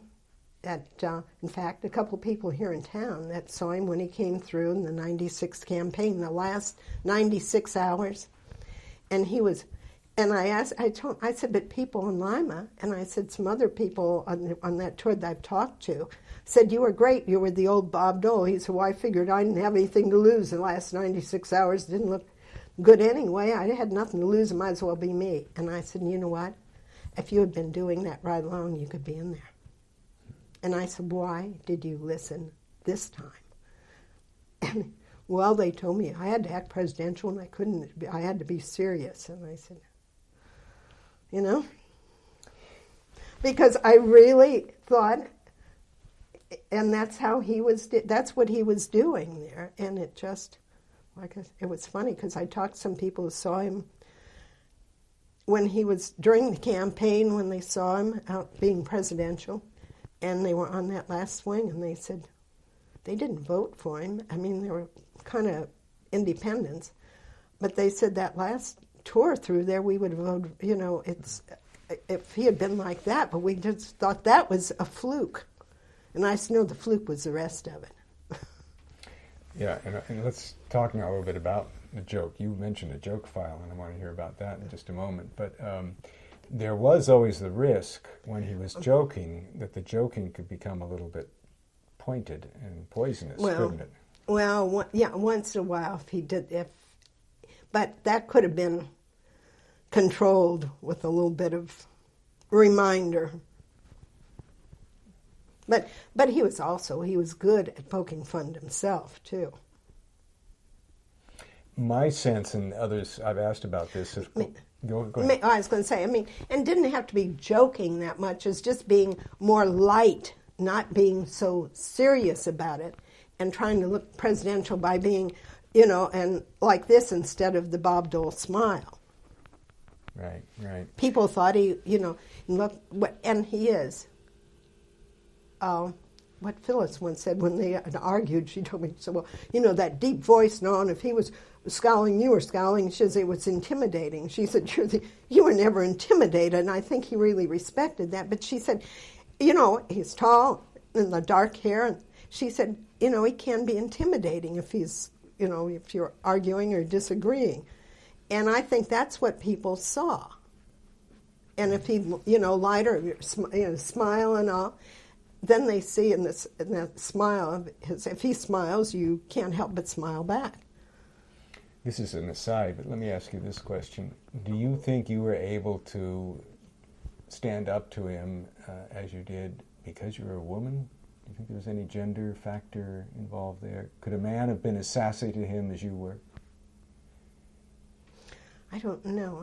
I think about a couple of times. My first time I ever did something, it was sheer, I didn't know who I was talking to. It said something years before and worked out. Maybe, I don't know. Maybe it was, maybe a man saying it just wouldn't have been saying the same thing or didn't.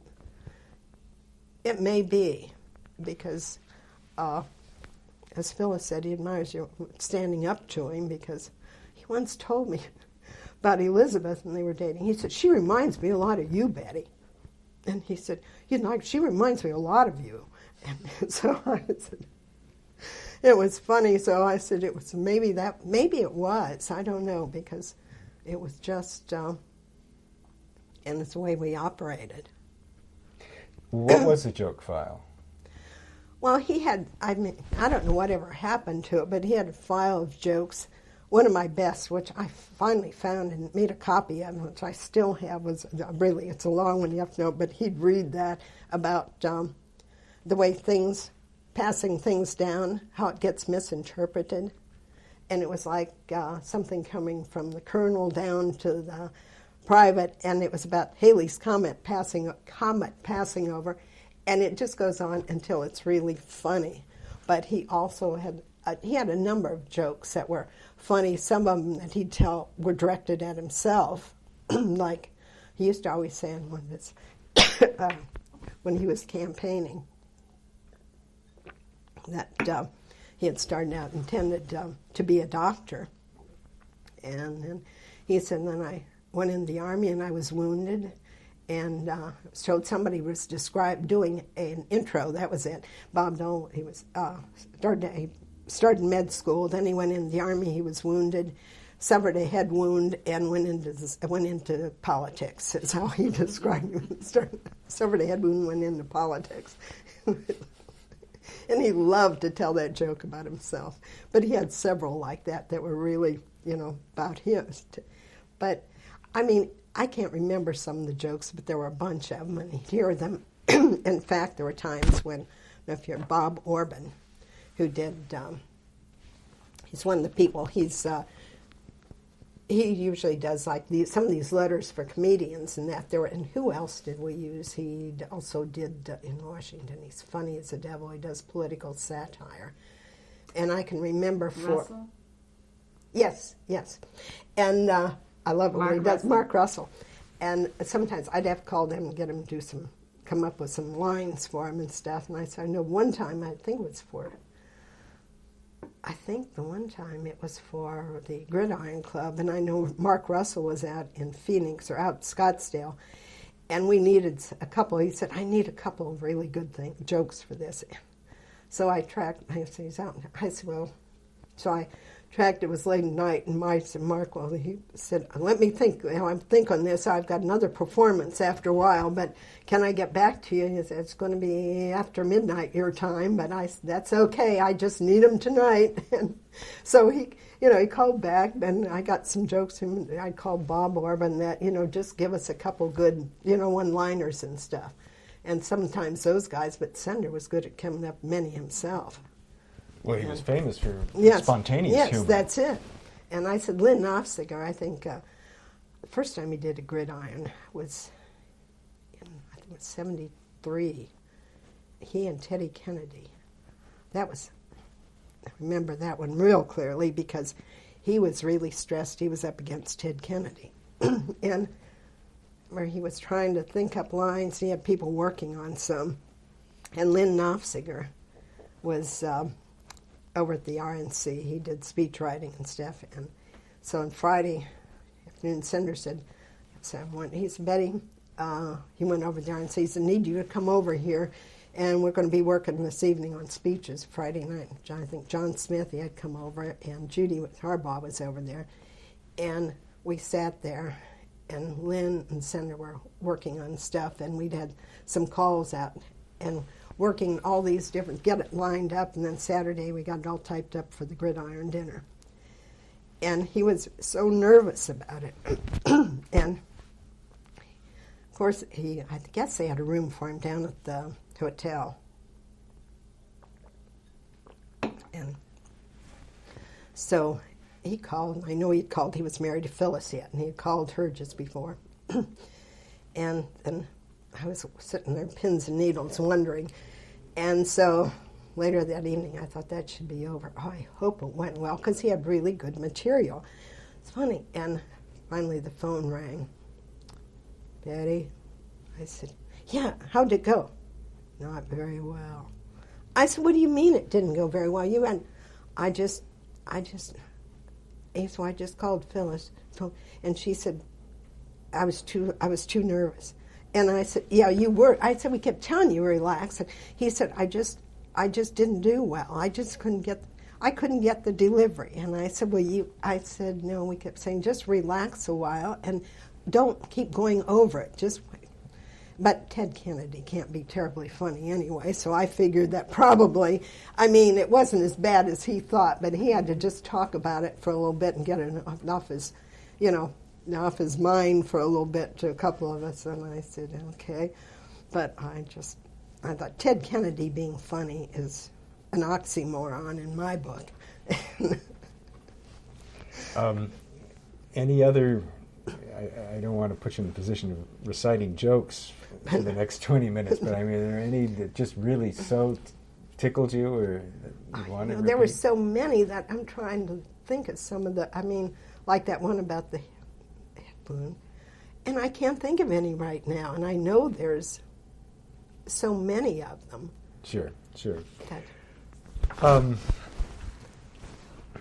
Sheila Burke, she came to work at a certain point. She came when we were, I guess, on finance committee. She was doing health issues. And how was she as a colleague?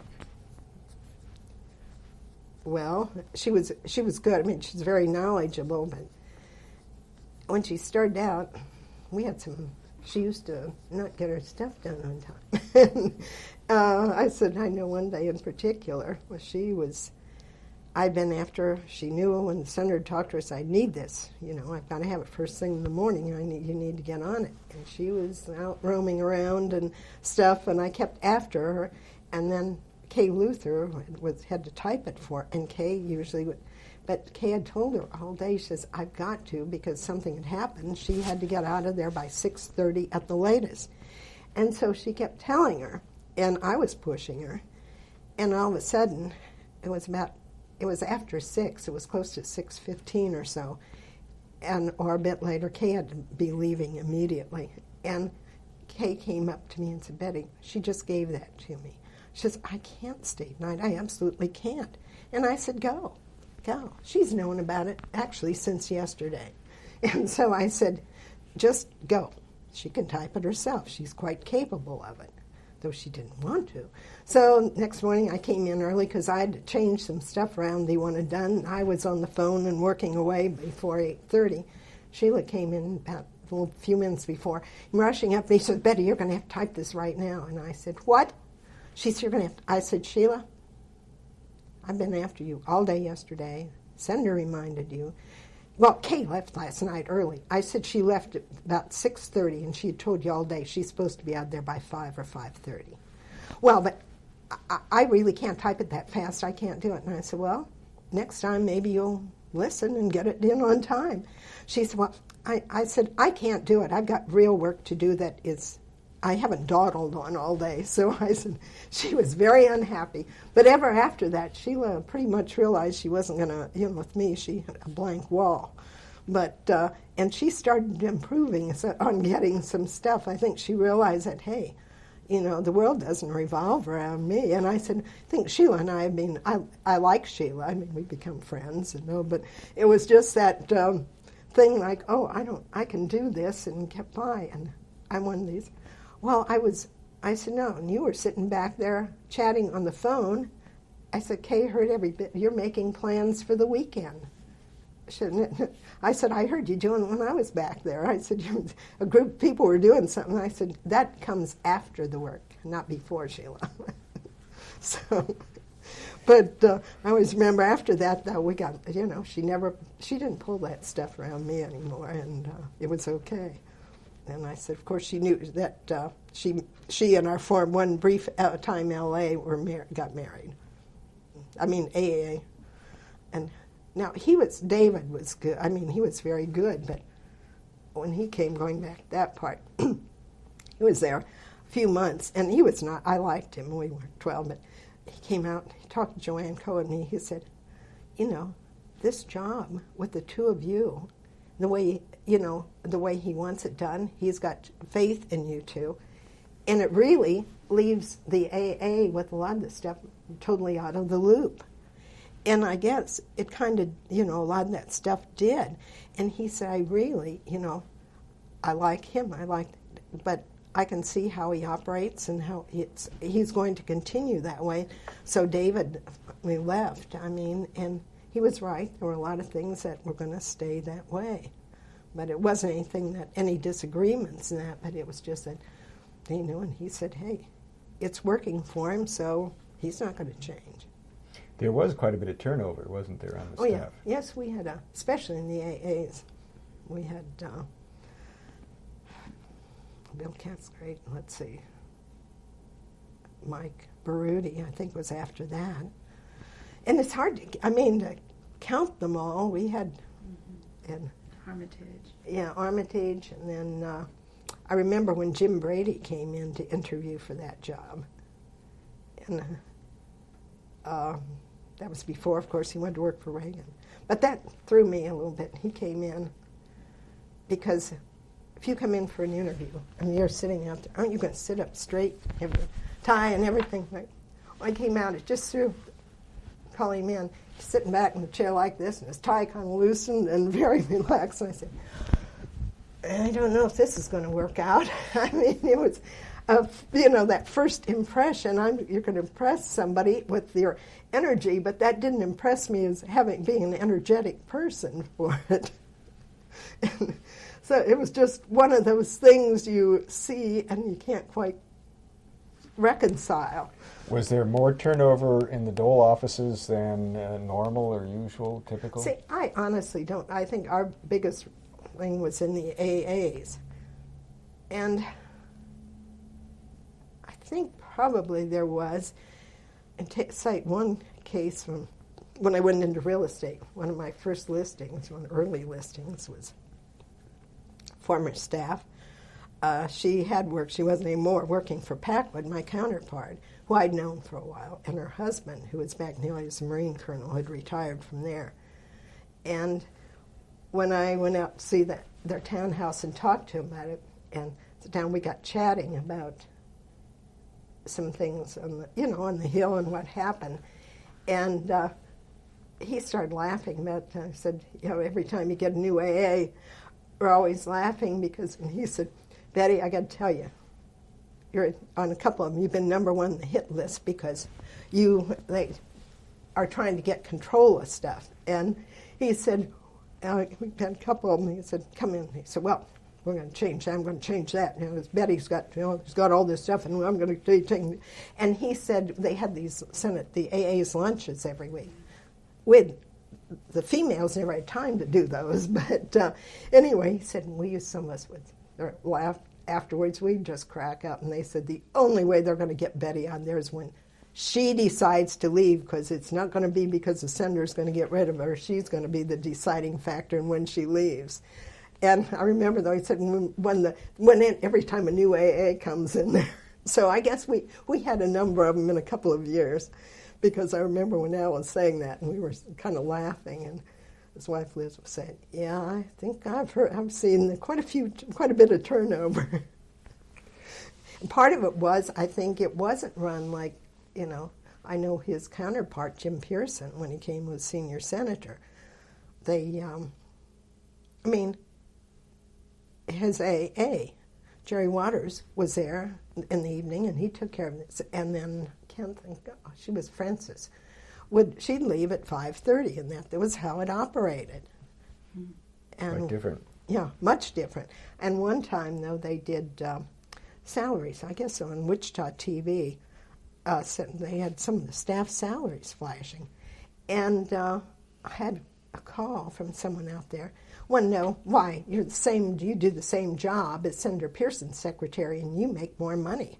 I want to know why you would make more money.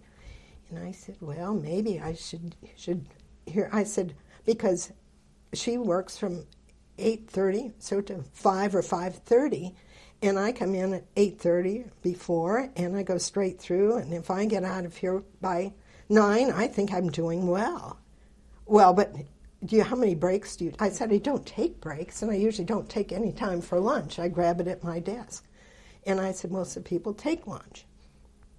And I said, maybe that might affect it. I said, well, the AA, Jerry Waters, that's why he makes more. And, I said, that's usually, Jerry Waters does some of that. It's just the way the office is run. Oh, I said, that makes a difference. And I said, well, yeah, that's the reason. So I said, but I thought, oh, Lord, your name's up there flashing around with, I guess they... Tell us about Elizabeth Dole's introduction to Dole's World and how you learned about it and how it changed that things. was, what's her name? Consumer Affairs. Not Betty. I know, I can picture. No, it was after, and I can see her now, and I'll think of it later, but she had something she wanted to come up and sing about, and I think she was niggling. I think Elizabeth had seen the senator, and she'd seen him, kind of like, anyway, I think she got her up there. She was, they were always trying to get them together, and then finally Elizabeth came up on some issue, and she came up there a couple of times, and who was it? I almost had her name on the tip of my tongue, would invite him up to dinner and trying to get Elizabeth. So then Elizabeth came up there and a couple of times, and I guess they got talking, and so that's when he was telling me that after that, that's when he said, I'm a lot like her. And he used to confuse us once in a while. I said, and then I found out where a couple of the offices, Timmons' office, and they always called me Betty Dole, because I was always there. So I was called Betty Dole. It was like, meaning me in this case. So, but with Elizabeth, what did he say one time? He was at something. He came back. He said, remember, met that man we met the other night. And I said, the other day. And I said, this guy that we talked to. And I said, what guy? Oh, I don't remember how he was describing it. And I said, I don't know what you were talking about. He said, it was just the day before yesterday, 2 days ago we saw him. And I said, I don't know. He said, you do too. And finally I kept saying, yes, you do. You were right there. And I said, trying to think in the office, who was in that? Finally he went over, he had to go over and vote and stuff. He came back a while later. Have you thought of that name? I said, no, I don't know. I just don't have any idea who you're talking about. Here's the schedule. Here's who's been in this week. No. Finally, he said, wasn't here. I said, well, I haven't been anywhere else where you were this week. Because sometimes there's functions. Yeah, that's okay. And he said, you were standing right beside me when we met him. And I said, where did we? At that dinner, the horse council thing. I said, that was Elizabeth, not Betty. And don't you ever confuse me again. I guess he just forgot who he, and he was getting so irritated with me because I couldn't remember. And I kept trying to pin him down. He was just, each time he'd get more irritated that I couldn't remember. So then I started thinking about people who might have been there, and Elizabeth, when he talked to her, didn't remember. So I called Tad Davis, who was with the horse consul, and I was saying, Tad, I got to figure this out. Now that we'd gone through and figured it wasn't me who was there with him. And so we finally found out. But it was so funny. I mean, he's just standing there and looking right at me, but just not thinking. And I said, that's when you feel you need to get out.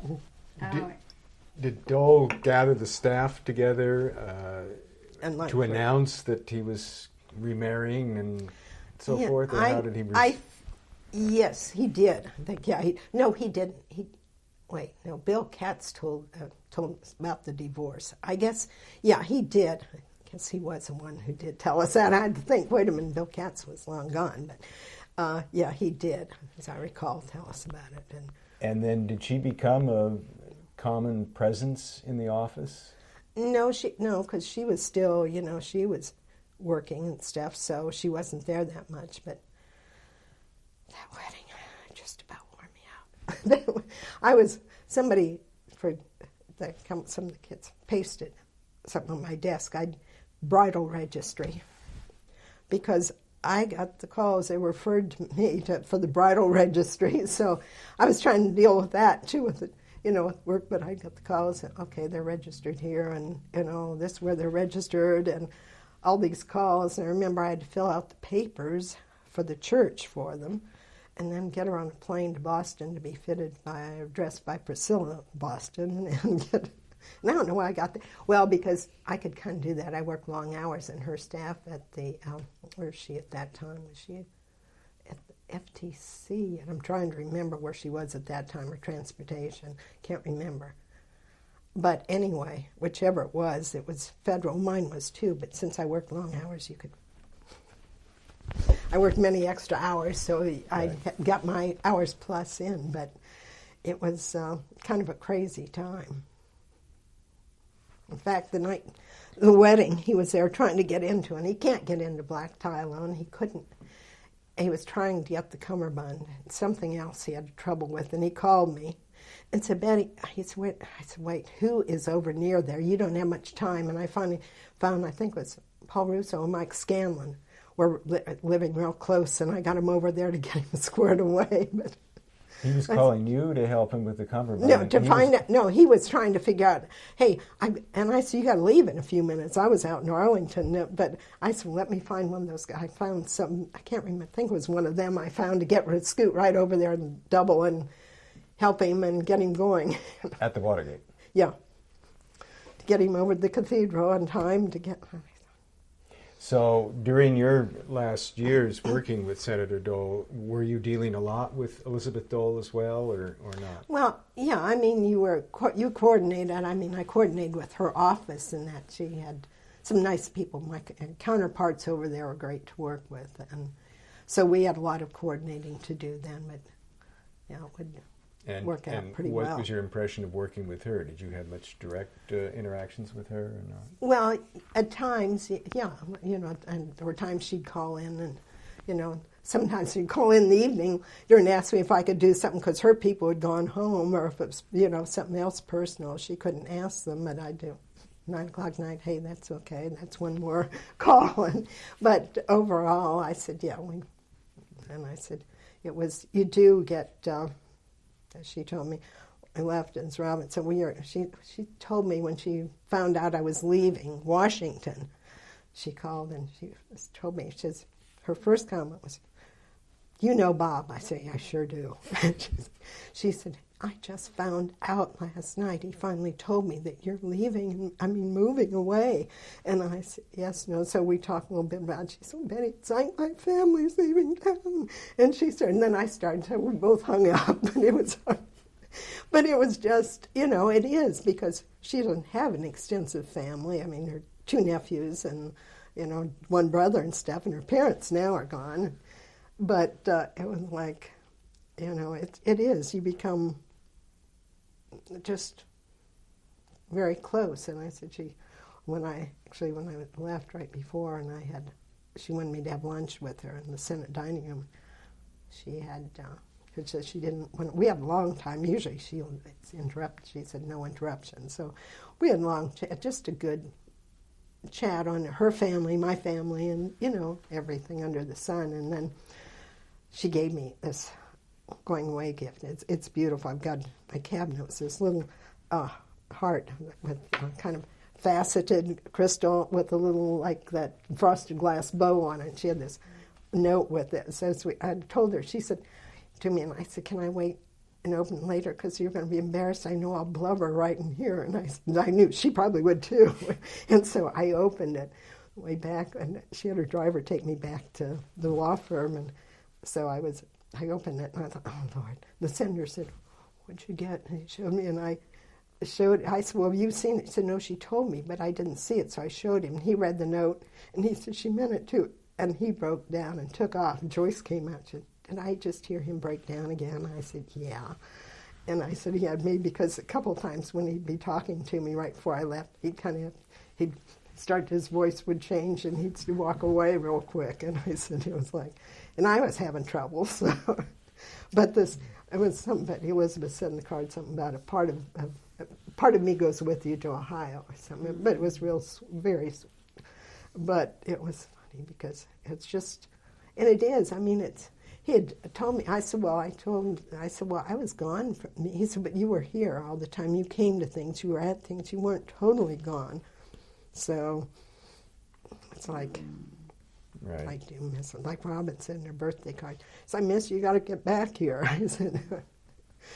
Over the period of time you worked with him, did you see any changes in his attitude towards things, or was he pretty much uniformly the same?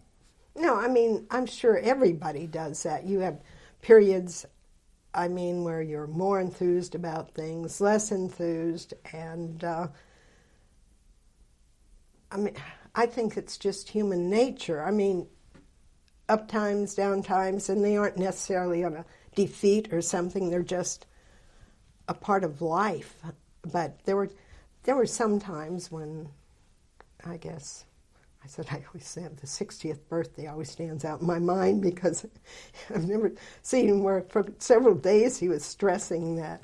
But, no, and then I guess there were some times where it's like he lost a little bit of enthusiasm more after, maybe there was a little bit, there was some after 88. I mean, he came back to the job, but it was a little bit of a letdown, definitely. And in 76, it definitely was. But I think there was less after that brief 80 campaign than it was the other two times. Right. But then he'd pick up, and then once in a while, I think he debated, a couple times. I don't know, one time he had said it was the last election that I was there, his election. Well, I don't know if I'm getting too old to run again, was one time. And I said, no, you're not. So, but I mean, I'd say that overall, if he's maybe a few days like, then ignoring something or not being, but not for prolonged periods. Right. If you had a day during your career with him to relive, is there a day that comes to mind? Gosh, that was just such an interesting day, or? Well, there are probably actually a lot of them when I think about it. There were 20 years of days, and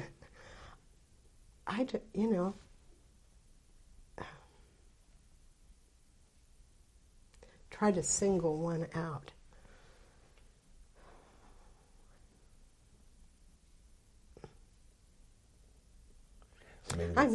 I just was thinking that some things that are so clear because they end up being, that's, like I said, the inaugural in 77. That was only because it was so sad and stuff that it stands out, but I was so upset. But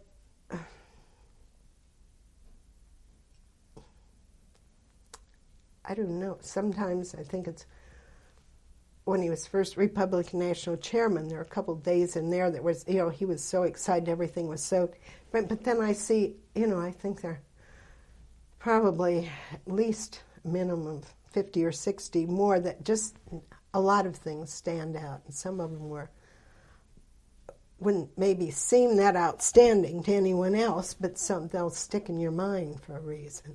Right. But I can't really say one is above everything. Sure. I'm going to pause here just for a second. Yeah, go ahead. Yeah. Are there senators, other senators that stand out in your mind, and for what reasons? When I think about, I said, somebody that I really liked, and some of them did, but I liked was John Hines. And when they were on Finance Committee, he was always so polite and so nice. But one funny incident, during tax bill again, and it was about late at night, and they'd been over at the floor, and but the Republicans were caucusing in the senator's office. So of course, I was there, but the South Carolina Republicans sent up this big basket of peaches, and they were sitting up on the tall file cabinet across from my desk. And after one of the votes, now John Hines came and got back there first, and I was doing something, I looked up and I saw him. He was standing by the file cabinet. He was very tall, going like this. Just inhaling the aroma of the peaches, and this look on his face was sheer bliss. And I said, Senator, would you like a peach? Oh, Betty, could I have one? I mean, here's John Hines. And I said, of course you can, Senators. I got some paper towels and everything. He was so delighted. Oh, I really appreciate it. And then he was calling his wife. He was going to call home, and he said, I guess she hadn't been feeling real good. And he said, talked to one of his kids, and he said, now, don't wake your mother if she's asleep. I just want to know how she's doing. Now, don't you wake her. You make sure you don't wake her and let her rest. And he was going, but just like this little, really sweet, with those peaches, this look on his face like was in heaven. And I said, that's one of my favorites was Jack Danforth was funny, too. And he was, I know one time during one of their caucuses on finance, he got there ahead with his AA, and they were trying to go over a question of something in the tax bill that Danforth didn't get. And I was taking him coffee and stuff, and he was really tall and thin, and he was telling, so his AA or his LA was explaining. And Danforth said, I still don't get it. And each time he'd say that, he kept sinking lower in the sofa. He was just frustrated. And without thinking, each time, so he'd explain it, try to explain. I don't know what's, I'm just not getting. Finally, he's down, and his head was almost right against the seat. He was just totally frustrated by it. And, I mean, it was just so funny because here's this guy, and he's just, unconsciously, the frustration is coming out that way. And I said one time, too, he called, he called me and said, Betty, he said, I wanted to let you know, he said, I know the senator is ahead, go out to something for a bit. He said, this issue is coming up. It was on foreign imports of cars. And he said, I wanted to make sure you'll get the word to him right away on this amendment that I'm working on, and he was explaining. And I said, Senator, don't you dare take away my Toyota. And there was a pause, and he started laughing, and he said, Betty, I'm not going to take away your Toyota. He said, if people here knew what foreign cars that some of us drive, he said, tell you, I've got a Mercedes for my wife because they're very reliable, and it more so back then. And he said, and I said, that's why I have a Toyota. And he said, I'm not going to take it away. I said, okay, then I'll tell him. But that was just, Danforth was such nice people, but there were so many of them that early on, I always remember the two H's, I used to call them, from Montana and Arizona. And I always Paul Fannin from Arizona, and no, it was Republican, yeah. And I can't think, but they were just, and a lot of them. And I remember Bill Bradley used to come by the office. I mean, if he just once in a while he'd pop and just say if he's gone by, if he saw you there, he'd just stick his hand out and wave and say hello and stuff. But then there was Strom Thurmond. Stormy was he used to go running down the hall. Yet when After you? no, but he'd be racing for a vote. Well, when we were on the Swan Codell in Rome, Howard Green and Alan Porter, the photographer, were behind. We're going through like the catacombs, the Pope's tombs in there, and Strom was on that, and he grabbed me. He got his arm around my waist, and he was saying, "Now, which Pope's that?" No, we're from which Pope's that? We're going through there, and I knew. I looked back, Howard, and we're just cracking up back there. And I said, "I'm gonna kill you guys," but here was Thurman. Now, which one's that? And it was just. I mean, he was funny. He came in one day with the senator, because the senator, they were taking up a collection for something, and like $100, and the senator said, "Betty, he needs $100. He said, collect for some, whatever it was." And he said, "Do I have enough money in there?" I said, "Yes, I think you do." Strom looks at him, and he looks at me, and, "Huh? Like you don't know?" It was just funny now, I would say most of the senators, the only one that I would really say could never impress me except negatively because he was rude and crude was, guess who? Ted Kennedy? Yes. Anytime I've seen him, and I've on a trip with him too, I mean, just really not, and he never, I said I had to get him out of a meeting for his AA, had to talk to him, and I went in. I remember one time I went in and told him, I said, "Excuse me, Senator," I said, "Tell him what's on." He said, practically shoved me, out of the way to get out of there, and he said, "Where is it?" And I think back then, Dave Dernberger was on one side of him, and Danforth was on the other. They both looked up and said, "Thank you, Betty," right before Kennedy get out. But Kennedy would never say, "Please, thank you." I mean, it's like it was beneath him. And he said, when he walked out, he said, "Where's the phone?" Not. And I said, "It's here." You jerk. Betty, tell us about your reasons for retiring. Well, a big reason, I guess, because I needed a break. I had 20 years in, so I could kind of take an early retirement, and I'd gotten interested in real estate when I bought my house in '78, and decided that this might be something I think I'd enjoy. I just needed a break from the hours and some of the stress, which probably wasn't bright, as people said, you don't go into real estate for better hours and lack of stress, but I did. And that's basically why I left. I mean, it was hard in a way. It was very hard, too. But I just thought, there comes a time when you have to kind of step back.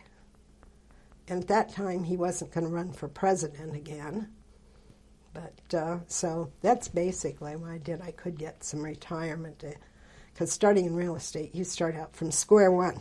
Well, no, I didn't. Robin wanted to sell her condo and buy a townhouse, and her best friend wanted to buy a condo. So I had a couple of them, and Mike Monroney, whose dad had been a senator from Oklahoma, a Democrat, but was a good friend of the then senator from Kansas. But Mike I knew from other things. He'd been vice president of TRW when I met him. And he was looking, so that was the third one. He called me right away, "If you're going into real estate." So I had a couple of things going, but that's what I left to do. And you did that for how long? Well, I was doing it from I was started when I was still on the Hill, and I took just about a week off for study for the last, or 2 weeks, and that was I guess I actually got the license in the end of '90, late '90, or early. No, it had to be early '91. Early '90. I forgot. I was '90. I retired, so it was early '90. But then I was doing that until I left in '03. Of course, August 1st of 99, I was back helping the senator of the law firm again to fill in for 2 to 3 months. And while Mo was out, Joanne and Joyce said, "You'll never get out of there again. You're not going to get out." So it was supposed to be a couple days a week. Well, it kept growing, and then I was doing kind of what I'd done before. So that was hard to leave. That was even harder to say I was coming back here, and that was very hard to tell him. So you did that from 4 years. From 03 to... No, I did that from 99. I did real estate weekends, evenings, and holidays, and I worked for him usually usually 5 days a week from August of 99 till through, I guess it was July of 03. Was it easy to pick up after 9 years? Yeah, I mean, once I went out, tried to look at the files and familiarize myself with files and stuff so I could kind of get that. And it wasn't, I mean, the only thing was there was more computer. And big thing I had was working with the schedules, when you put them on the cards, because the poor help desk there, I had them practically living there on Friday nights. One night I had to do that. Finally told the guy on the help desk, I said, "Does your wife know we're meeting like this?" Because Friday night he'd be stuck there until a couple times 7 o'clock or 7:30 fighting with them. So, but it was really, it was pretty much the same way. I said, speaking of senators, that though, came in several times while I was back there, was McGovern. And when he was with FAO in Rome, he'd called in a number of, and he heard, I didn't realize, he said, somebody told me, he said, "I heard you were back there." He told me one time, and we got talking, and I didn't know, he knew me from back when, and so he was actually very, very much a gentleman, very nice, but he was in a couple of times, and I said, he and the senator got to be, really good friends after all that stuff, too. What was funny is that Werner Lipford, the law firm he was with till he switched now to Alston Bird, but Mitchell was there too. He had gone there before, but the first time I'd take something to Mitchell's office, I couldn't believe it. Here's Mitchell with the 2 of the partners and all. Mitchell's got one person there, basically, that's solely his, and a smaller office and all, and here's Senator Dole with this whole thing, and I thought, oh boy, I wondered if Mitchell ever... He's got a complete staff there, and I guess Mitchell's got one full-time, and the other was, I think, only part-time, and then he's in this small office, and we had, I think, it was in his secretary wasn't even in office. She was kind of out there in the open with one of the other secretaries, and I thought, oh, this is funny.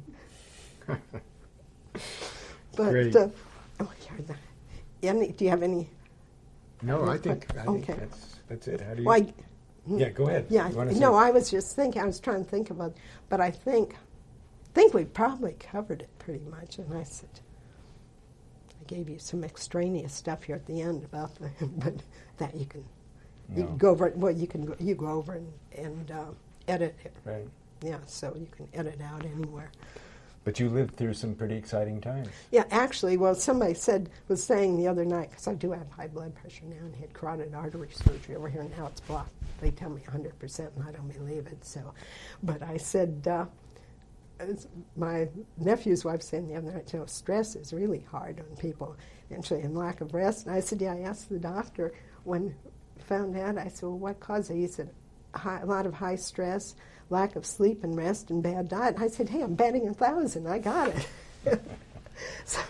And I said, but I said, well, somebody said, and my nephew's wife said, well, just think. She said, but it can shorten your life. And I said, well, if I had done really boring jobs, I either would have killed myself or died of boredom probably 40 years ago. So I said, hey, I'd rather do it this way. I said, when you're going through it, sometimes you think, but you think back, and I'd rather have had this than so many things. Right. And I look back, and I love children. I have lots of nieces and nephews, and great nieces and nephews, but I really think of doing that stuff every day, never really, I think, you're different now. You have several kids, you're doing this, and I watch my sister. People My sister was wonderful. It was 7 of them in less than 10 years once they got the... And I thought, no way. I said, I did their snowsuits that year when Dad was sick. I was thinking when she had the last baby, I said, I did that. Of course, he wore those tight leggings that yet. I said, getting him on twice a day, and I was ready to... I'm going to stop this. Oh, yeah. Oh, I thought you had stopped. Yeah, I'm just sorry. going.